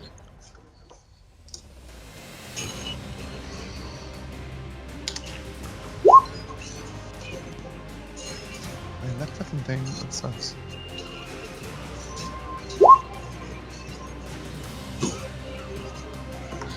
Okay. 2 damage. Nice. That was badass, though. Rocket turtle. Cool. Okay. Wrong. Cool. Is that it for your turn? Yeah, we'll leave it at that for now. Having just taken a Skyblinder stab to the face, the monster is going to attack. Yes, his attacker. He's going to retaliate. In one, well, he doesn't have to really bound. He just kind of stops flapping and goes face first down onto you with his claws, and is going to try to land on top of you. Going to make a multi-attack. He's going to. So he is within 30 feet of me, and he is a flying creature, correct? Making an attack roll against me. Yes. Okay, I'm gonna use my reaction and use the staff. So I hold the staff aloft, and it flares with a brilliant light. The attacker has a disadvantage on the attack roll, automatically, and it must succeed on a DC 15 Constitution saving throw, or it's blinded until the start of its next turn. Okay, so I have I see it coming in, and I just hold the staff up. Nope. Try to blind it. Okay, so this is a reaction you can do. Mm-hmm. Yeah, with the Skyblinder. Yeah, it's a Skyblinder. Cool. So, do I do the thing first? Yeah, you Oh, roll. So you roll the. You roll the.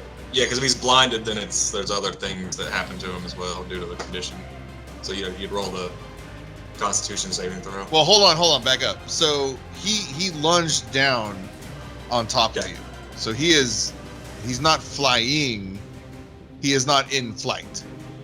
Does it still count if he's? It went from flying to the ground, though, right? I don't know. It says if a flying creature you can see within 30 feet of you makes an attack roll against you. It does not say he has to be flying.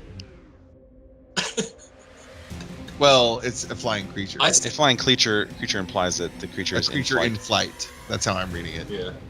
Did you say it landed and then attacked him, or flew down on top of him? Right. It landed on top of him, and then it's going to multi-attack. It wasn't. If that's the case, then it probably would be able to, because his reaction would be triggered as the attack is occurring. They're simultaneous. Yeah. So, sure. So he lands on you. You hold your staff up. It does things. So now all his attacks are disadvantaged. Well, just the first attack. Oh, first attack. Okay. On the attack roll, and it must make the saving throw or be blinded as well. And if it's blinded, then then subsequent attacks have disadvantage. Okay. So the first one's getting disadvantage out the gate. Okay. So try to make an attack roll. But I have to roll twice. And you got to do the Constitution saving throw as well to see if he's blinded. So it's the 12. Probably doesn't hit. Or wait. And then now I have to roll a Constitution. Yeah. Yeah. Constitution saving throw. 15. So 13. So okay. So that means it's blinded, so its attacks have disadvantage, and all attacks against it have advantage. Okay. Okay, it's gonna finish its multi-attack. All right. 2 with its claws. So, man, do I have to really roll this that many times? You can set it to automatically roll 2 every time, and then that way you don't always have to roll it twice. And if it doesn't have advantage or disadvantage, just always take the one on the left. Yeah. I don't know how to do that quickly, so here we go. So, and then 1 more. So just a bunch of misses. Hey, all right. So, But how do they miss? what do you mean? What do the attacks look like? I'm observing. Oh no, this so thing. looks like the beast comes down. He tries to bite, but he's blinded by the staff. Misses on his bite, and now that he's blinded, he takes 2 swipes with his claws. He's just guessing. So the first one misses, but the second one was lucky, and I still the lesser one. So for any, does 19 hit? Right. 19 does hit. Just barely. Okay, so 19 for 5 slashing damage. Okay. And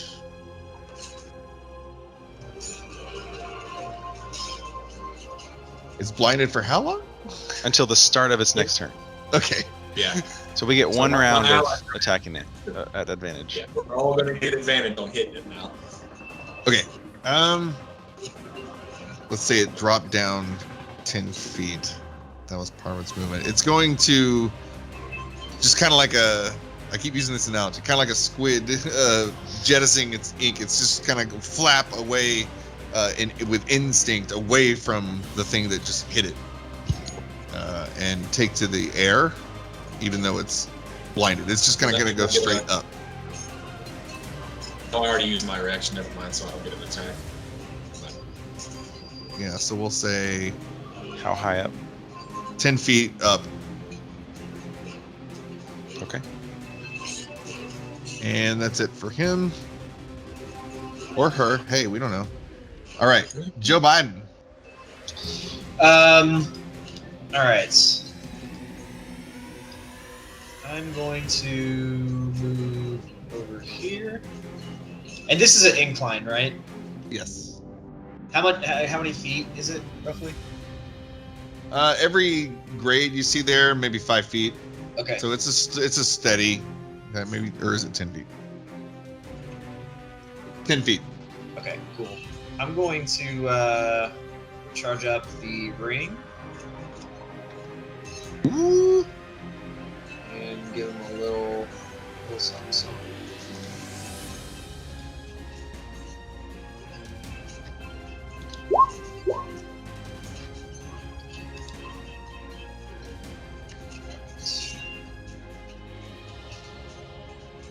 Yeah.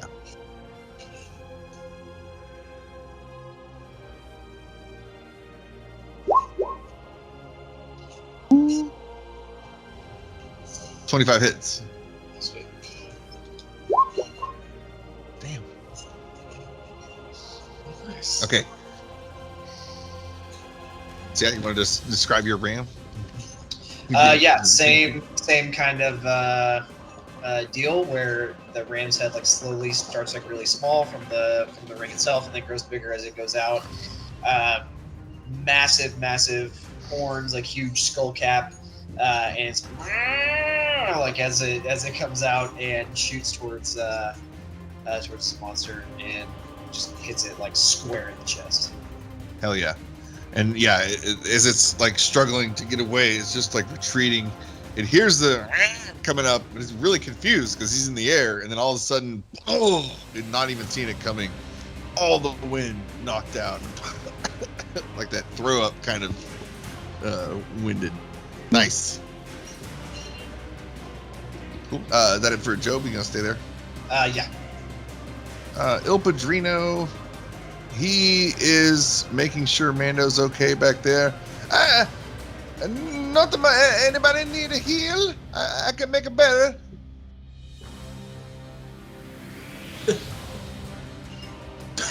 Okay, I wait. No, you're fine. All right, that's it for Ilpa. Mando. Yeah, Mando's gonna move 30 feet up and steady his blaster pistol and make a shot at the creature. So, utilizing the opening that was created by the ram coming up and hitting it and knocking its wind out of it, he's gonna take a shot, trying to hit center mass on it for 1 fire damage. Okay. So just giving it a little bit of a an eraser burn on its chest. Ah. Yeah, it thinks it was like residual from the ram. And this too. And that'll end his turn. Yeah, that's for Mando. Bring back to Gryke. Okay. Yeah, Gryke's gonna. So is it flying a little bit? Yes. Okay. Really disjointed. It's yeah. Actually.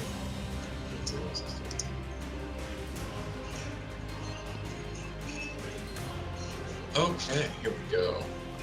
I'm going Gryke, feeling really in tune with the spirit of nature and that he's recently been fallen into, is going to cast Thorn Whip. Ooh. That would be a 15.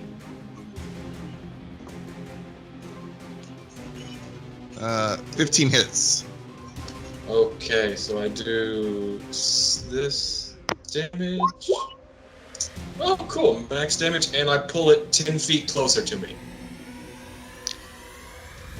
Shit.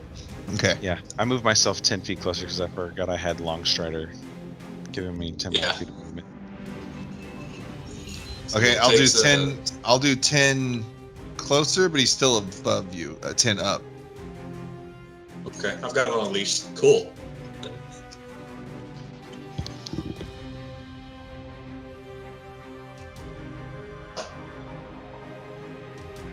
Oh, we'll just say he's right above you. Okay. Let's see. Cool. And then what? You got him. Is that it? Let's see what it's gonna do. Yeah, Gryke's gonna hold there for the moment. Yeah, that's it. Now, is he bound or something, or he can still? They just whip No, him. it's No, he- it's Yeah, Yeah. no, it's just like a hold toward, Okay. but thematically, it's almost like the Gryke's got him on a leash. Gotcha.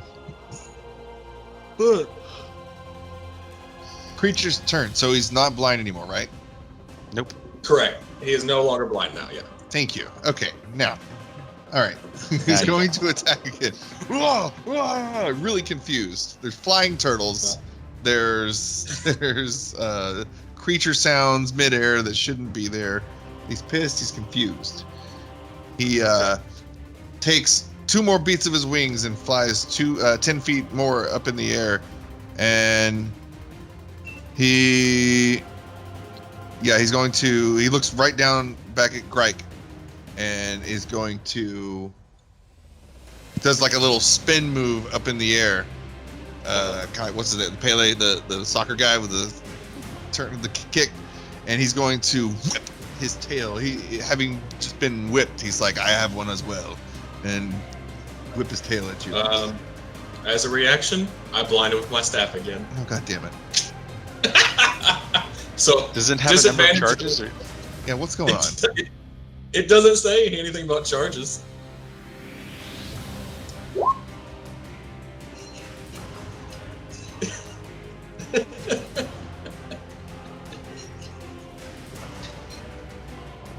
Dang, that is pretty nice. Okay.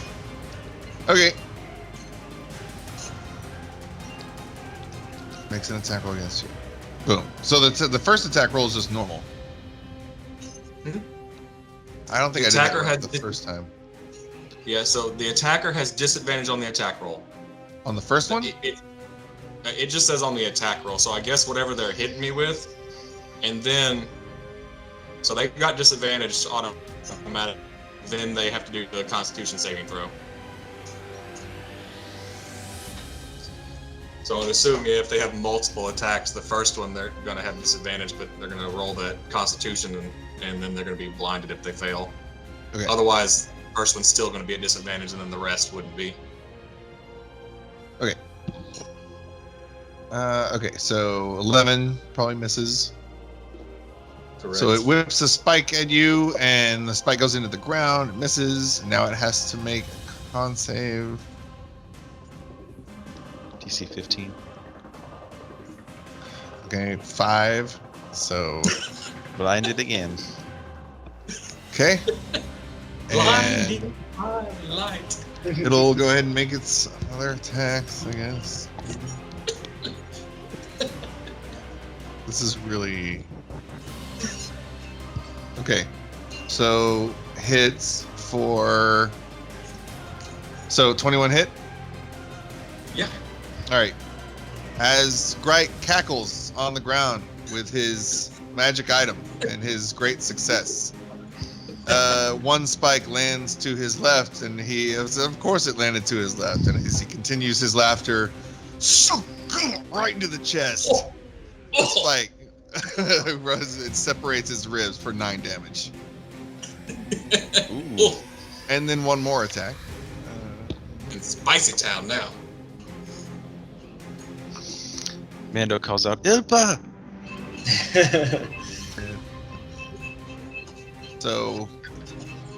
So 18 on the other one.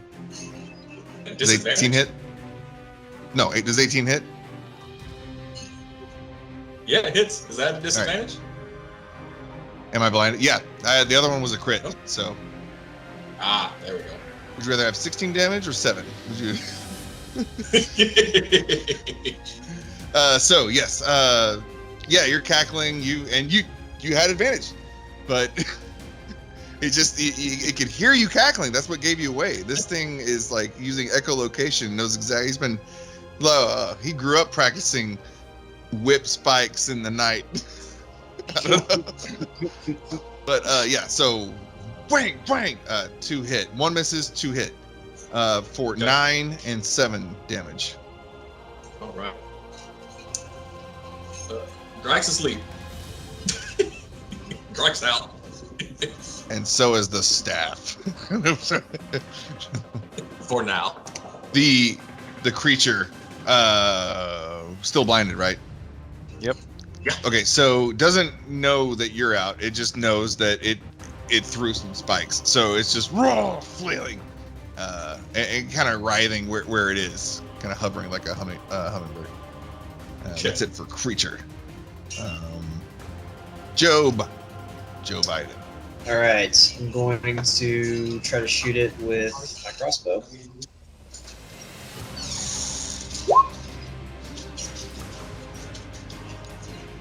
Is that 7 a hit? 7 does not hit. Yeah.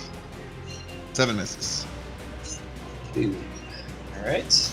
That's all I got. Any inspirations to duel that? Nah, I could. I give bardic inspiration to Gryke. Gryke's dead. He can't hear you. Greg's unconscious body has now inspired. That's not gonna do anything. Gryke's inside of his shell. Yeah.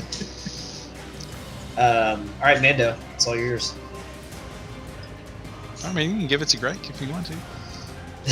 I don't think it's gonna do him much good. Okay. Okay, cool. I got a 2 to add on to something. Yep. Okay, so I think it's Ilpa's turn next, right? Ilpa, what you need Ilpa do? I make it better? Yeah, look at. I point over to Greg. Look, he's hurt. Oh no, Greg. Okay. Let's see what I can do.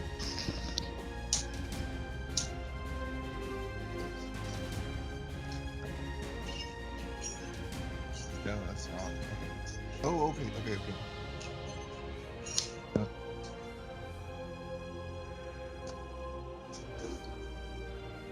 Yeah. So Ilpa again. Oh, please help with these poor boys. They need help. Raises up his mace, and a wave of energy comes out. How does this work? Mass healing word. It says 12 healing. Would that heal everybody, or just? Yeah, all the party. It would be everybody within 60 feet takes 12. Heals 12, or anybody I think they choose. I'm pretty sure. So Ilpa. You're within range. Yeah, just burst forth this healing word. Everybody feel better for Ilpa, please. This wave goes out. And everybody just washed over with radiant energy, feeling great, feeling 100%, maybe. We're feeling, Better. 12 HP better. Yay. Yeah. So, Gryke, do you wake up, or are you just... Yeah, I would be.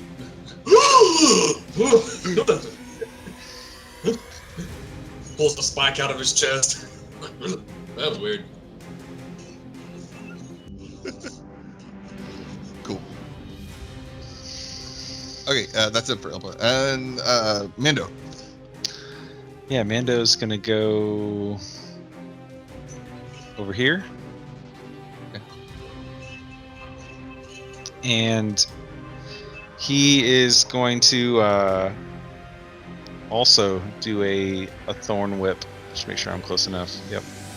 Also going to do a thorn whip on this creature. Okay. And that should be actually at advantage. So let me roll it again. Yeah. 22 hits. 22 hits. For 5 piercing damage, and I'm gonna pull him 10 feet closer. If I can, 5 feet closer to me and 5 feet down. Yep. So that he's only 5 feet off the ground Yes. and within melee range of Gryke. I got something now. And I am going to I'll get a little bit closer. And I'll kind of hug this wall. And I'll return there. Nice. And so thematically, you see Mando kind of run up, holster his weapon, and push a button on his wrist, and outward jettisons a coil of like metal string or metal cord, and wraps around the manticore's like hind leg, and Mando like braces himself, and you see it kind of like auto start reeling in, and he pulls it in, and then the constriction of the cord is what damages it on its hind leg. Awesome. Is he tethered now? No, I mean it's again. Okay, so it it's all releases thematic. as soon as it. Okay. Yeah, and the manticore shakes it off, and it zips all back up into my Gotcha. to my wrist again. Oh. Stop it! He just yells, "Stop it! Oh, meat!"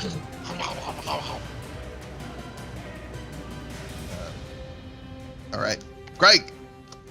Okay. Yes. Gryke had a rush from death.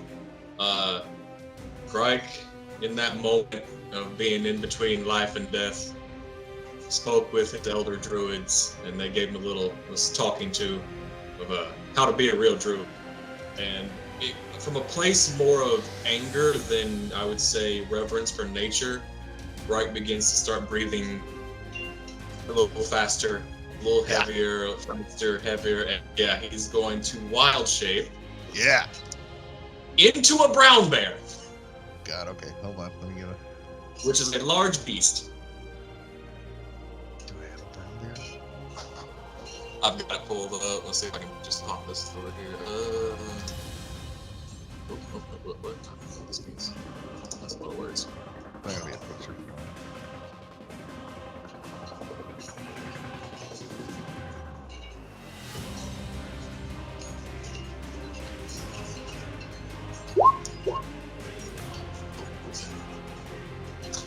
That's what it looks like, I guess. Can I just? Oh, purchase asset. No, I don't want to do that.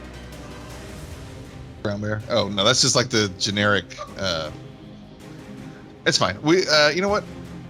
Dun dun dun dun dun dun. We'll be back in 1 moment. Dun, dun, dun, dun, dun, dun. I can do this pretty quick now. Let's do that. That. That. Image. Choose image. Just to get. I want this to be funny. There we go. All right. Download. There we go. All right, we're keeping it 100, guys. Yeah. Yes. So, Yeah. right, we're just gonna. Because Greg's over Gryke here. has the. I know it's hard to tell on the totem, but Gryke has a bear totem head that Nice. he wears as part of his robe. So it more just starts from that and forms around him, and he gets larger and larger until he is a sized large brown bear. Nice. And Clayton, real quick, can you pull up Brown Bear in D&D Beyond and then I've got it. use? I wonder if use it'll its- throw it. Let's see. That's what I'm Yeah, thinking. let's see. Yeah. Yeah. All right. Okay. So yeah, it'll work. Cool. All right. So looks like I have multi-attack. So I make 2 attacks, one with its bite and one with its claw. Sweet. Okay. So yeah, Gryke is definitely going to bite and then claw. So here we go. Let's see if this works. Bite. 12. 12 misses. Okay. The At bite advantage misses. though. Oh right, the advantage. I forgot. So Shut let's up, see. Sean. I'll do the bite. We can do the bite again. 13. 13 almost. 13 also misses. Okay. Oh, wait, what's the 17 there? What is that? That's the claws. I'm gonna do the claws again. See if I get a natural Okay. 20. Okay. Oh, okay. So yes, that is. Yeah. It's, Okay. Cool. And then nice.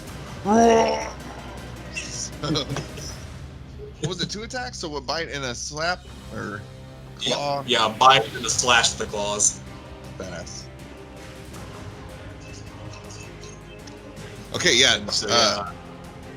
The manticore now gripping, now it's being it understands now it's being used to hunting things in the woods. Now it definitely knows what it's up against now. The sounds, it hears its competition. These usually going after the same prey. So it's definitely aware there's a bear in the scene now, and it's fighting defensively, just thrashing. Yeah. What is this thing? Okay. And Don't forget that bear can jump 60 feet in the air. God damn it! Yeah. What the fuck?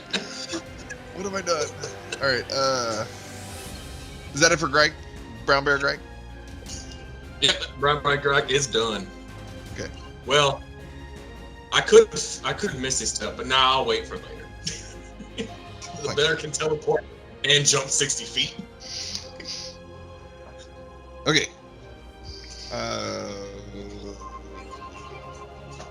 Oh shit, monster. Okay, so now it's his turn. All right. So having seen the bear, yeah. But you don't have your staff anymore, right? He cannot use that stuff anymore. Finally. All right. The bear. Actually, it having just taken a big hit. I did that right? Yeah, I took it right. Okay, so it just took. Let's say you gave it a big bear slap across the face, and just whoa, really knocked several of its teeth out, and caused slash on its face. It's already gaping. Maw. Sorry. And so he's gonna take that hit and just kind of like go with the slap and head this way up a little bit, put some distance in between you guys, and elevate a little bit. So let's say he's 15 feet off the ground and went over whatever that much. So he's 15 feet off the ground now. Gryke, you got your reaction back at the beginning of your turn. So. Oh, shit. Oh, that's true. So yeah, I get to swipe as he leaves. Okay. I mean, he still gets to move. Gryke just gets to make an attack while he Right. leaves. Yeah.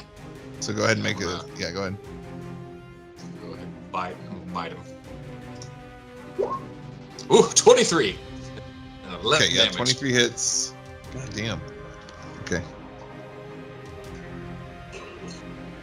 Okay. I'm not seeing those rolls anymore. This thing, it already took a hit, but so now you took a bite. As it was trying to get away, you like bit its arm, and it's oh god, and it's really trying to flap away. So yeah, it was the same thing I said before though. Where we're like here-ish. So 15 feet in the air. Cool. This thing is not doing good. You can see it's once powerful, controlled wing flaps movements were very direct and like decisive in which direction. Now it's just kind of like a very panicked and rushed and incohesive, disjointed movements. And it's going to make a multi-attack. Ooh. Its tail spikes. There's no disadvantage, right? I can just do normal stuff. Yep. Aha! First attack, aimed at Joe Biden. That is a 10 to hit. No. That does not hit. Second attack. Just gonna do a full spread. This is gonna go brown bear. 11. Also does not hit. And finally, it's going to aim at God. I can't win, man. Okay, so in a last-ditch effort, As a brown bear, my AC is 11. Oh, it is? Yeah. As a brown bear, my AC becomes 11. Oh shit! Cool. Okay. Brown bear takes a spike. Sorry, I should have looked at. No, you're good. Yeah. So the second spike that the Manticore let out in its frenzy, its desperate frenzy, boom, boom, boom. He's whipping them out. It just happened to land, and it gets brown bear Gryke for 7 damage, and then misses Mando. And that's it for Mr. Manticore. His turn. Joe Biden. All right, we're going with the crossbow again.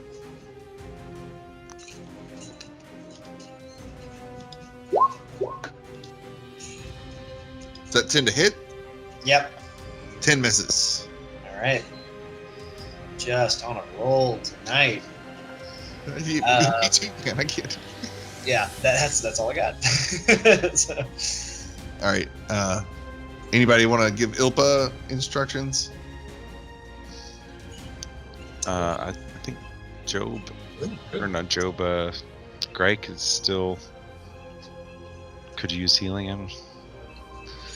Everybody look okay. I think we're all right, Ilpa. We'll just keep looking out for us. Ilpa, wait. Okay. Mando. All right, Mando is seeing that this thing is kind of faltering a little bit, and is going to continue to circle around 10, 20, 30, 40 feet here to kind of get on its backside. Okay. And he's going to fire his blaster pistol.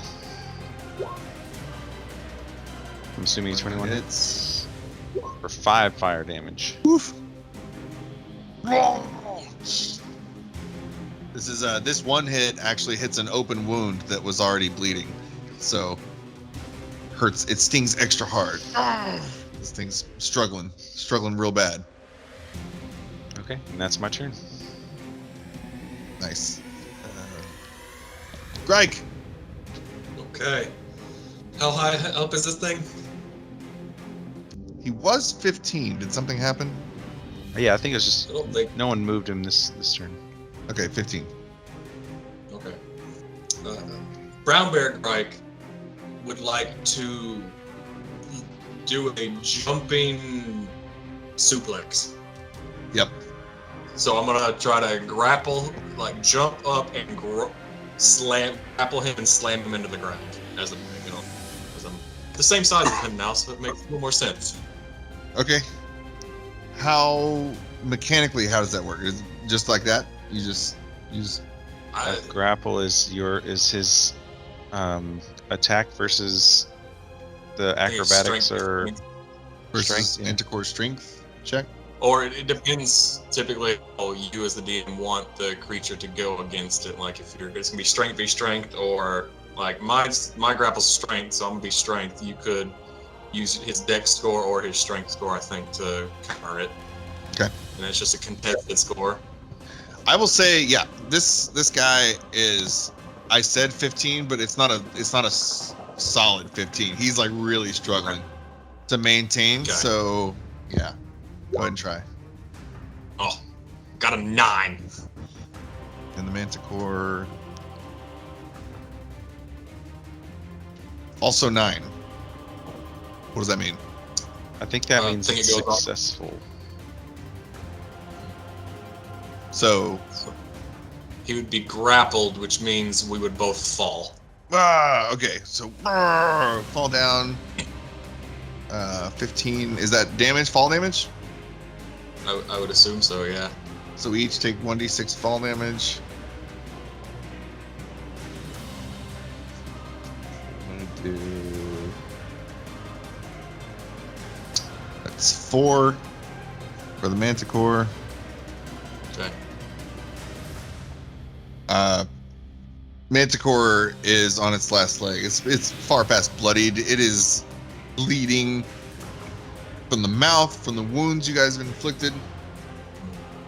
Very left, not a lot of life left. Gung ho energy, not a lot going on. And now grappled, I guess. Yes. Which just means its speed is 0. Okay, and that's Gryke's turn. Yes. Man, this was quick. All right. Grappling with the brown bear. Yeah, it's going to make its multi-attack.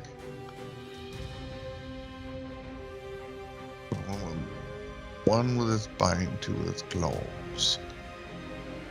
Coming in for the bite on Mr. Brown Bear. Okay. Is a 20 hit. Just barely. Okay. The Manticore wrestles with the. Here, let's get them. Wrestles with the brown bear. Almost the same size. I think with the wings, the Manticore maybe be a little bit bigger, but they're tussling and lands a good bite for doing piercing damage with its many layers of teeth. And this is just in the tussle. And its next move, it swipes with its left paw for 15 to hit.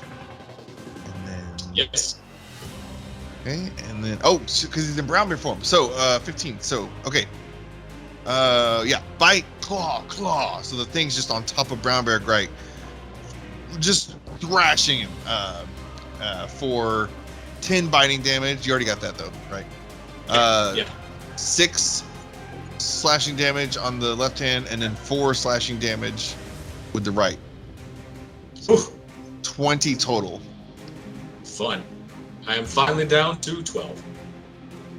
And the Manticore just above you, just screaming everything it had, just blood coming out of it and falling onto brown bear Gryke's face, just covered in blood. It's not yours, but you're just lots of blood going, and it looks so wild-eyed now. You can see just the whites of its eyes. It's manic. It's pulsing. It's got the veins are popping out of every its neck and everything. Matted down fur from blood and mud and other shit coming out of this thing's body. It is jacked up, and but it's not going to move. because opportunity attack will kill him. So, Joe, Well, Joe speed's Biden. also 0. Oh, there's that. Yeah. We'd have to get out of the grapple.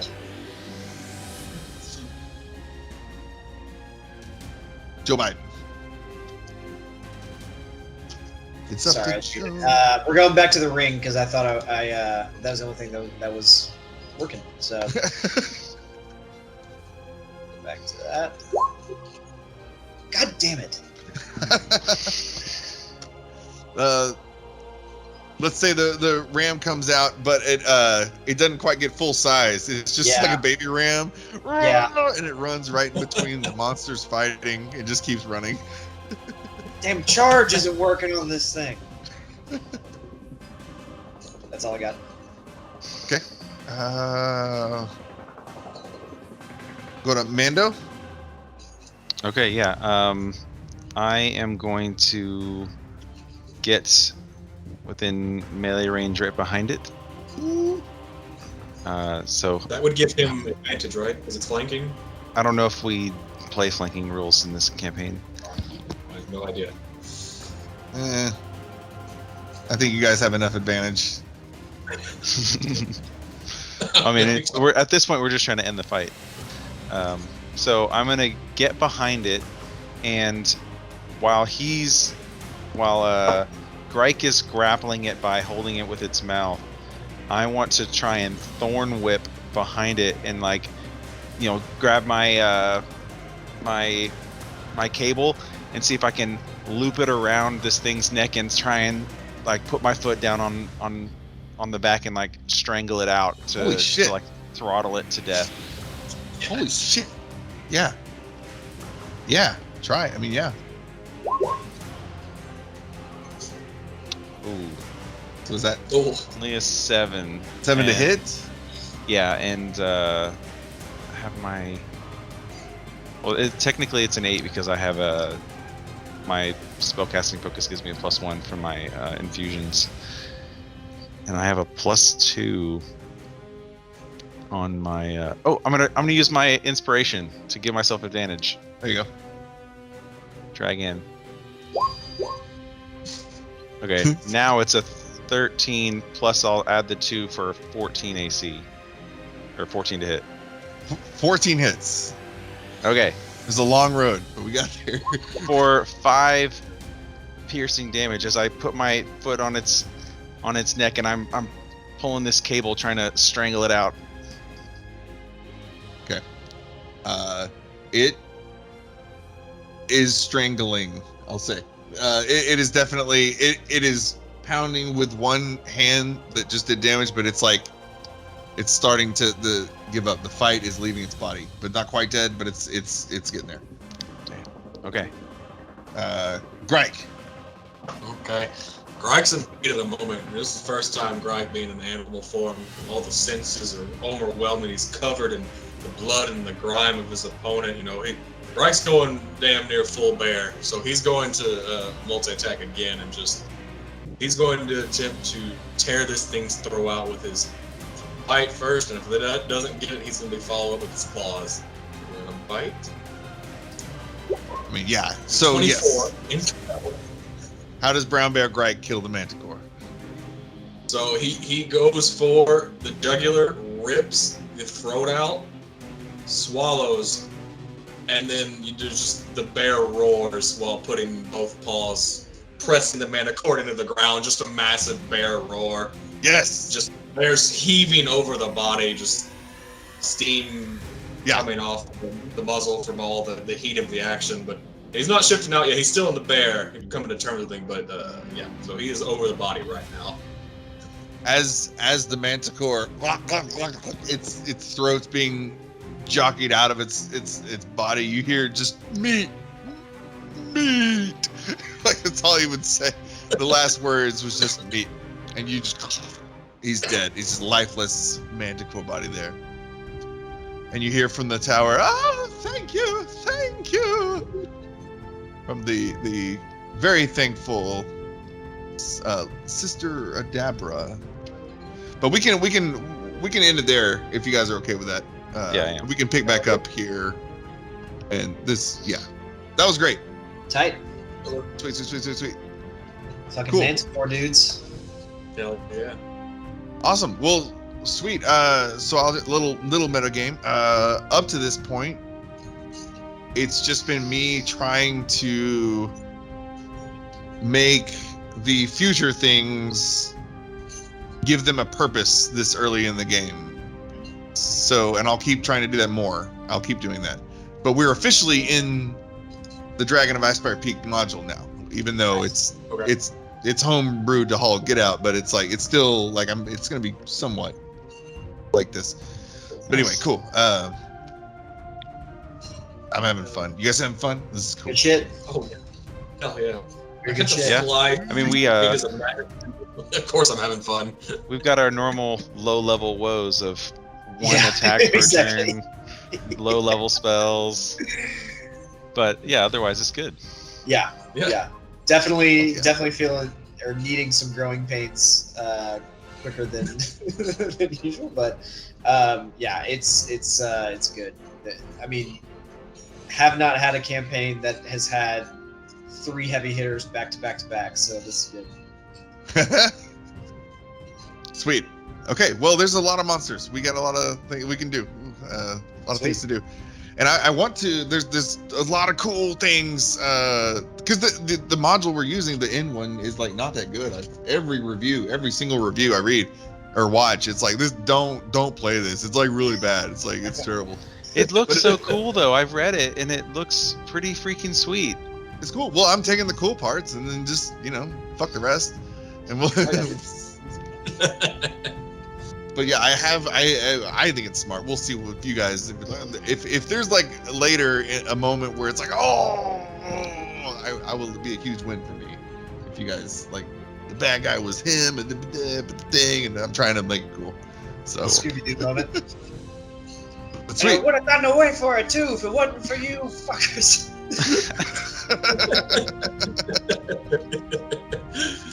Hell yeah.